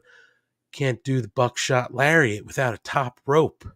So very, very smart. I loved that. I usually don't, love them fucking with the ring ropes, but that was perfect. Some crazy spots in this match. The what was it, power bomb onto the garbage can that obliterated the garbage can. The what was it, the blackout onto the ring ring steps. That were sideways, by the way. I don't know if you saw the gif of it because we couldn't see it live, but I did. Kate, I don't know how you missed that, only because I saw it on the screen. They showed it like 3 times, and I think I even said, like, what are they going to do about those poor stairs? The stairs were bent. I could view, so I saw it, and I knew what happened, but because of where I was sitting, I could look and see all of your reactions. Every one of you was in shock. I was worried he was for real injured. I mean, Kate, you might have saw it was on the side, and then it just left your brain because you were like, is he hurt? Like, is he? I was really... The show ended exactly on time, so I thought he was okay but I was like, man, they went home quick after that spot. Like, I got really nervous, but then I was like, oh, it's 10:59 or whatever. So it wasn't that bad. Yeah, and because of the rules, right, of the Texas Death Match, it's knockout or submission, right? So I was with you, Kate, because Paul Turner jumped out of the ring and I was trying to look for hand signals because it looked fucking bad. Yeah. I was just like, I don't know if he's really hurt, but he got up and kept going, so it didn't fuck things up. So once things kind of get back into the ring, Lance is looking for a power bomb.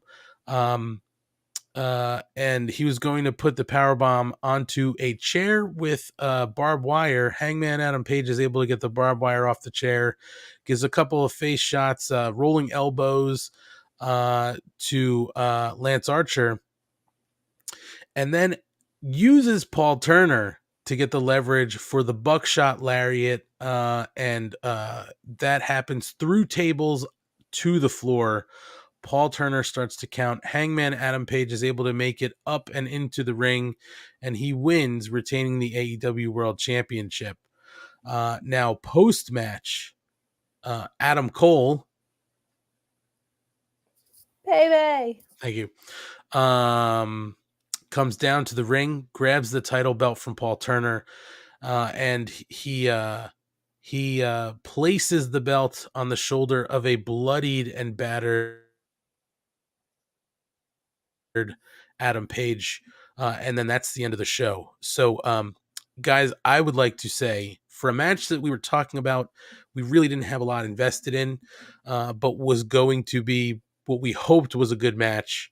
I think definitely lived up to it. It felt important. The whole match felt important. Don't love that it's Lance Archer's return and immediately loses. There was also, though, an interesting moment here I didn't call out, but an interesting moment where Jake is about to DDT Hangman Adam Page on the concrete on the floor, and Lance stops him.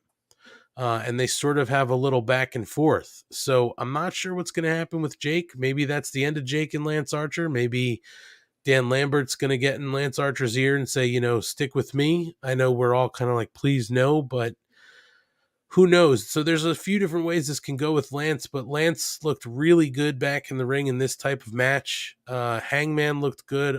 He looks like a really strong champion after this type of match, even though he's had some wars for this belt already. I thought it was a really fun match, and actually for the live show, I don't always love these types of matches, but I was able to pick up on everything that was going on, so I thought this was a lot of fun. Schlong, what do you think about this title match? So I hope he doesn't stick with Dan Lambert, but there's clearly something going to be happening with Jake the Snake. That was actually when Matt's yelling was at its funniest, because he's like, get rid of your ego, Lance. Take the win. I was dying. It was a great match. Hangman's just delivered on every time, what is this, his third title? Well, I guess 2 against the same person, but their title defense, and all three have been great matches. Did you see his tweet today? I'm tired of bleeding once a month. And of course, then the women just responding with their funny tweets. It was good. Are we, buddy. So are we. But he looked really good. That spot at the end using the ref for the buckshot, I didn't see it coming, so it looked awesome. I don't know what you do with Lance now, though. That's the problem. He loses, except for winning they gave him the one belt that wasn't an AEW belt, the New Japan US Championship, which allowed him to win a big match against somebody. But overall, every time he gets this big match, he loses, and it's kind of the Nyla thing. Like he's lost believability. So you got to give him a few totally away from belts and one that he can win. Otherwise, he's just not going to be a believable guy because he loses the big match. Okay, but can he lose one match to Keith Lee before we correct that? Because I want to see that real bad. This match was great, and I was relieved at the reaction that Lance Archer was getting, because I don't think the misuse has been the fault of him. And the match itself was really good. So I'm not normally the biggest deathmatch gal. It's not my favorite. But like, he came back from injury. This immediately felt kind of weird. He definitely doesn't need two managers. He doesn't even really need one. But I think that this match was like as weird as the build was, and as like, as we were about it, ended up being a great match. Like, he stabbed Adam in the head with a fork. It's pretty aggressive. And then put it in his mouth. And then drank it. But we also know that he'll eat raw horse meat, thanks to the Shining Wizards podcast. Yep. Peanut butter and tuna. Oh, such a weird palate for that fella. But a really, really strong match. The buckshot off of the ref was one of the coolest spots I think I've seen. I don't usually like ref involvement. I really don't like ref bumps, but that was just so excellent. And they worked really well together, considering the challenges that there are between their size and the styles. But this was a blast. My only complaint was like when they came through the Lance Archer door, when they were like futzing around backstage and came back around, it cut out in a perfect rectangle. And I was like, if you're going to have a work door, at least like create some believability. Have it be a little more of a Jannetty and Michaels thing than that. But right. Really strong way to close the night. And that's tough. That's tough to close the night on such a high note when we already got so much. We already got that amazing tag match. We got 2 debuts. We got that incredible opening segment. Like, to finish that strong, I thought was really impressive. And they had the crowd eating out of the palm of their hand the whole time. So just really, really well done. I really hope he doesn't end up with Lambert. It's so annoying, and it just makes no sense. On top of me not liking Dan Lambert as a matter of taste, like, it doesn't make wrestling sense to me. So I'm hoping that Lance just says, hey, neither of you have really done anything for me. I'm out of here. Boy, if the day comes where he does a massive turn on Lambert, that will be celebrated. But boy, if he does anything physically to turn on Jake the Snake, oh man, people I think will lose their shit. I don't know if he can. Like, I don't think he can either, but you know what I mean? Like, if he chokes him or something, you know. Yeah, just any gesture, really. But part of me thinks that's why we ended up getting Lambert, was maybe Jake's not like up to it right now. Yeah, well, the COPD, you know, for sure. Will hamper him. But guys, what a strong episode of Dynamite. We were lucky enough to be there. Obviously not knowing we were going to get these types of debuts. Did we even talk about Danhausen? Oh my God. Yeah, no. You're right. Schlong, we can't talk about that. We'll talk about... He was at the Tropicana, we think. That's maybe it. No other information. Maybe we'll talk about Danhausen next week. We'll see. Perhaps. Guys, not too much else to discuss here tonight. I did want to bring up 2 additional notes. Not sure if anybody caught Sessions with Renee Paquette. But Kyle O'Reilly was on, and he was talking a little bit about his decision to leave the WWE. He mentioned some chaos behind the scenes with the status of his contract. He said that when we were renegotiating, the powers that be said, listen, this doesn't typically happen. Usually we re-sign guys 6 months out, but talent relations at the time let things slip or weren't into re-upping NXT guys' contracts is the only explanation he could give. He doesn't really know. He thought he had maybe 6 months to a year left. It was a surprise to me knowing that it was coming up in December. A pleasant surprise just with the landscape and everything. It was really kind of a blessing that I was given the opportunity to make my own decision. I feel for people who get released and everything, and that happens way more than it should. He also explained some of the sweeping releases slammed the NXT locker room and played a role in his decision to sign with AEW.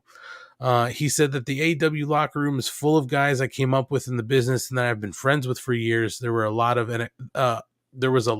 that in NXT too, but it seemed like every couple weeks you look around at the locker room just getting decimated. It's not a very good environment, I guess, at the time.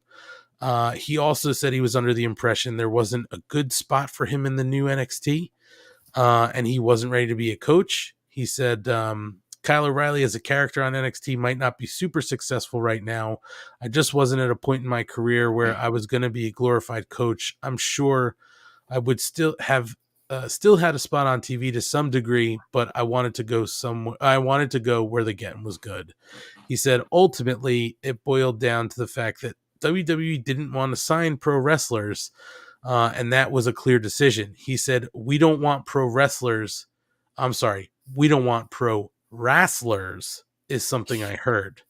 And it was like, okay, well, I'm a pro wrestler and I don't want to be a pro wrestler, and I want to be a pro wrestler still. So I'm going to go where I can be a pro wrestler. So he did, interesting points brought up by Kyle O'Reilly. Seemed like his decision was clear. But if you guys haven't heard that, apparently you can go listen to the whole thing on the sessions, which I didn't realize she dropped the oral from that. But she is now just doing the sessions with Renee Paquette. So check it out. I think Max Caster bullied her out of it. As someone that has to watch NXT 2.0 and not jump off a bridge every week, I can confirm that what he would be doing there would be bullshit. Well, so, yeah. Good call. Good call, KOR. Also, guys, in some breaking news, Tony Khan apparently is not running for Congress, as it was reported on Twitter. He filed paperwork or something, right? Yeah, so Ian Rappaport said Jaguars chief football strategy officer Tony Khan has filed with the FEC to run for Congress in Florida's 4th congressional district, already heavily involved with the Jags, AEW, and Fulham, now Congress. And some people said that for the Nation sports reporters, literally, this was Lachlan Marquet. Anyone can file a statement of candidacy with the FEC and fill it out however they like, and they do, which is how we get candidates like D's Nuts. This was filed 5 months ago. No campaign committee has been registered. Tony Khan also went on to say the fact-checking standard for Pro Football Talk reporting is far lower than that of AEW's roving reporter Tony Schiavone, which is that a dig at Schiavone? I'm definitely not running for Congress. This filing is faker than Eddie Gilbert's apology to Tommy Rich in 1984. PFT sources are as trustworthy as the MJF. He's a guy working in that. Yeah, I was going to say, he's a guy who's putting over his brand even when he's just denying stuff and saying this is false. I just thought it was funny. That's the only reason I wanted to bring it up. That is funny.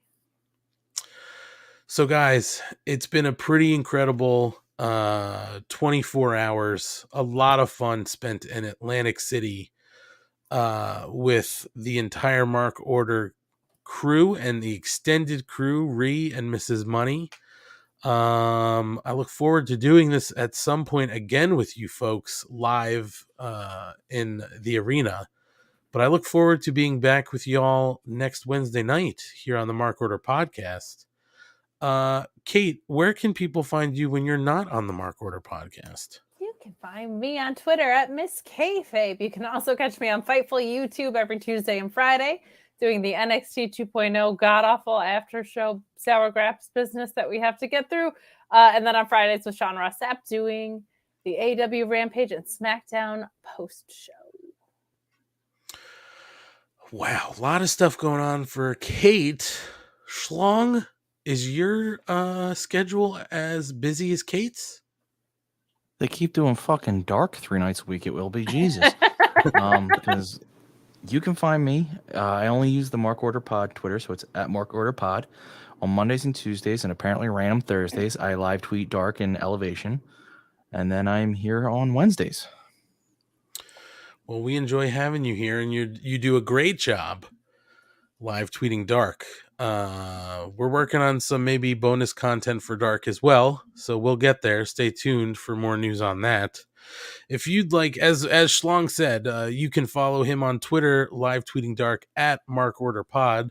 If you would like to follow us on other forms of social media, Facebook, Instagram, TikTok, at Mark Order Pod. You can also subscribe to us on YouTube and watch these videos of the podcast whenever you'd like. And if you'd like some stickers that we are running out of very quickly, Mark Order Podcast stickers, free of charge, just DM us on any of our social media, Facebook, Instagram, Twitter. I get them. I'll let you know. I'll send them out. You just give me a name and address. I'll send them anywhere in the world. We've had a few packages, well, a few letters go up to Canada. So thank you to our Canadian contingent. But just tell me where to send them and I'll send them out free of charge. And as I mentioned earlier, we're working on some stuff. I know Schlong mentioned it. We're revamping the website. So right now the website looks a little bare, but we are working on it. We will have a lot more content up on the website. We're also working on some other fun ideas. I think t-shirts are something that might be coming sooner rather than later, folks. So stay tuned. We'll let you know about that and all the other fun stuff we have here on Wednesday nights on the Mark Order podcast. Also, I want to thank all the people who watched tonight. I know it's not the normal night. Thank you for watching.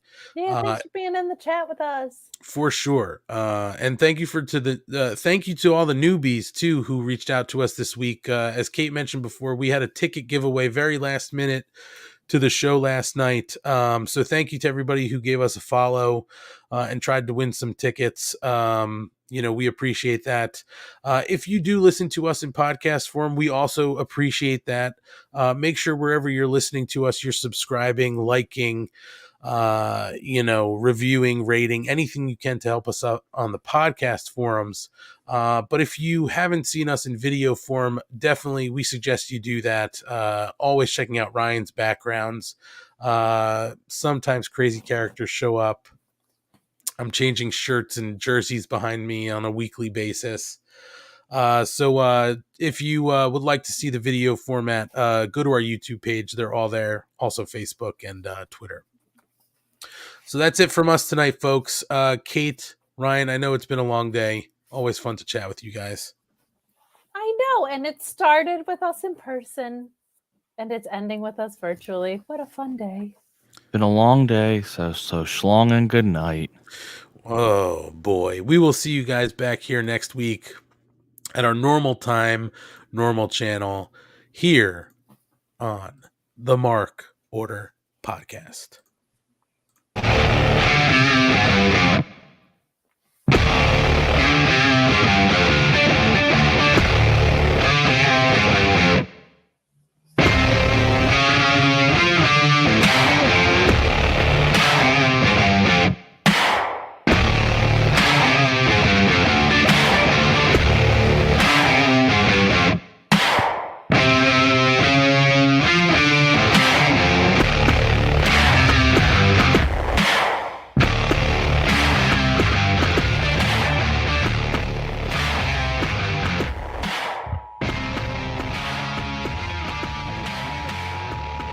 This concludes the Mark Order Podcast. We now return you to your regularly scheduled programming. Join the Mark Order.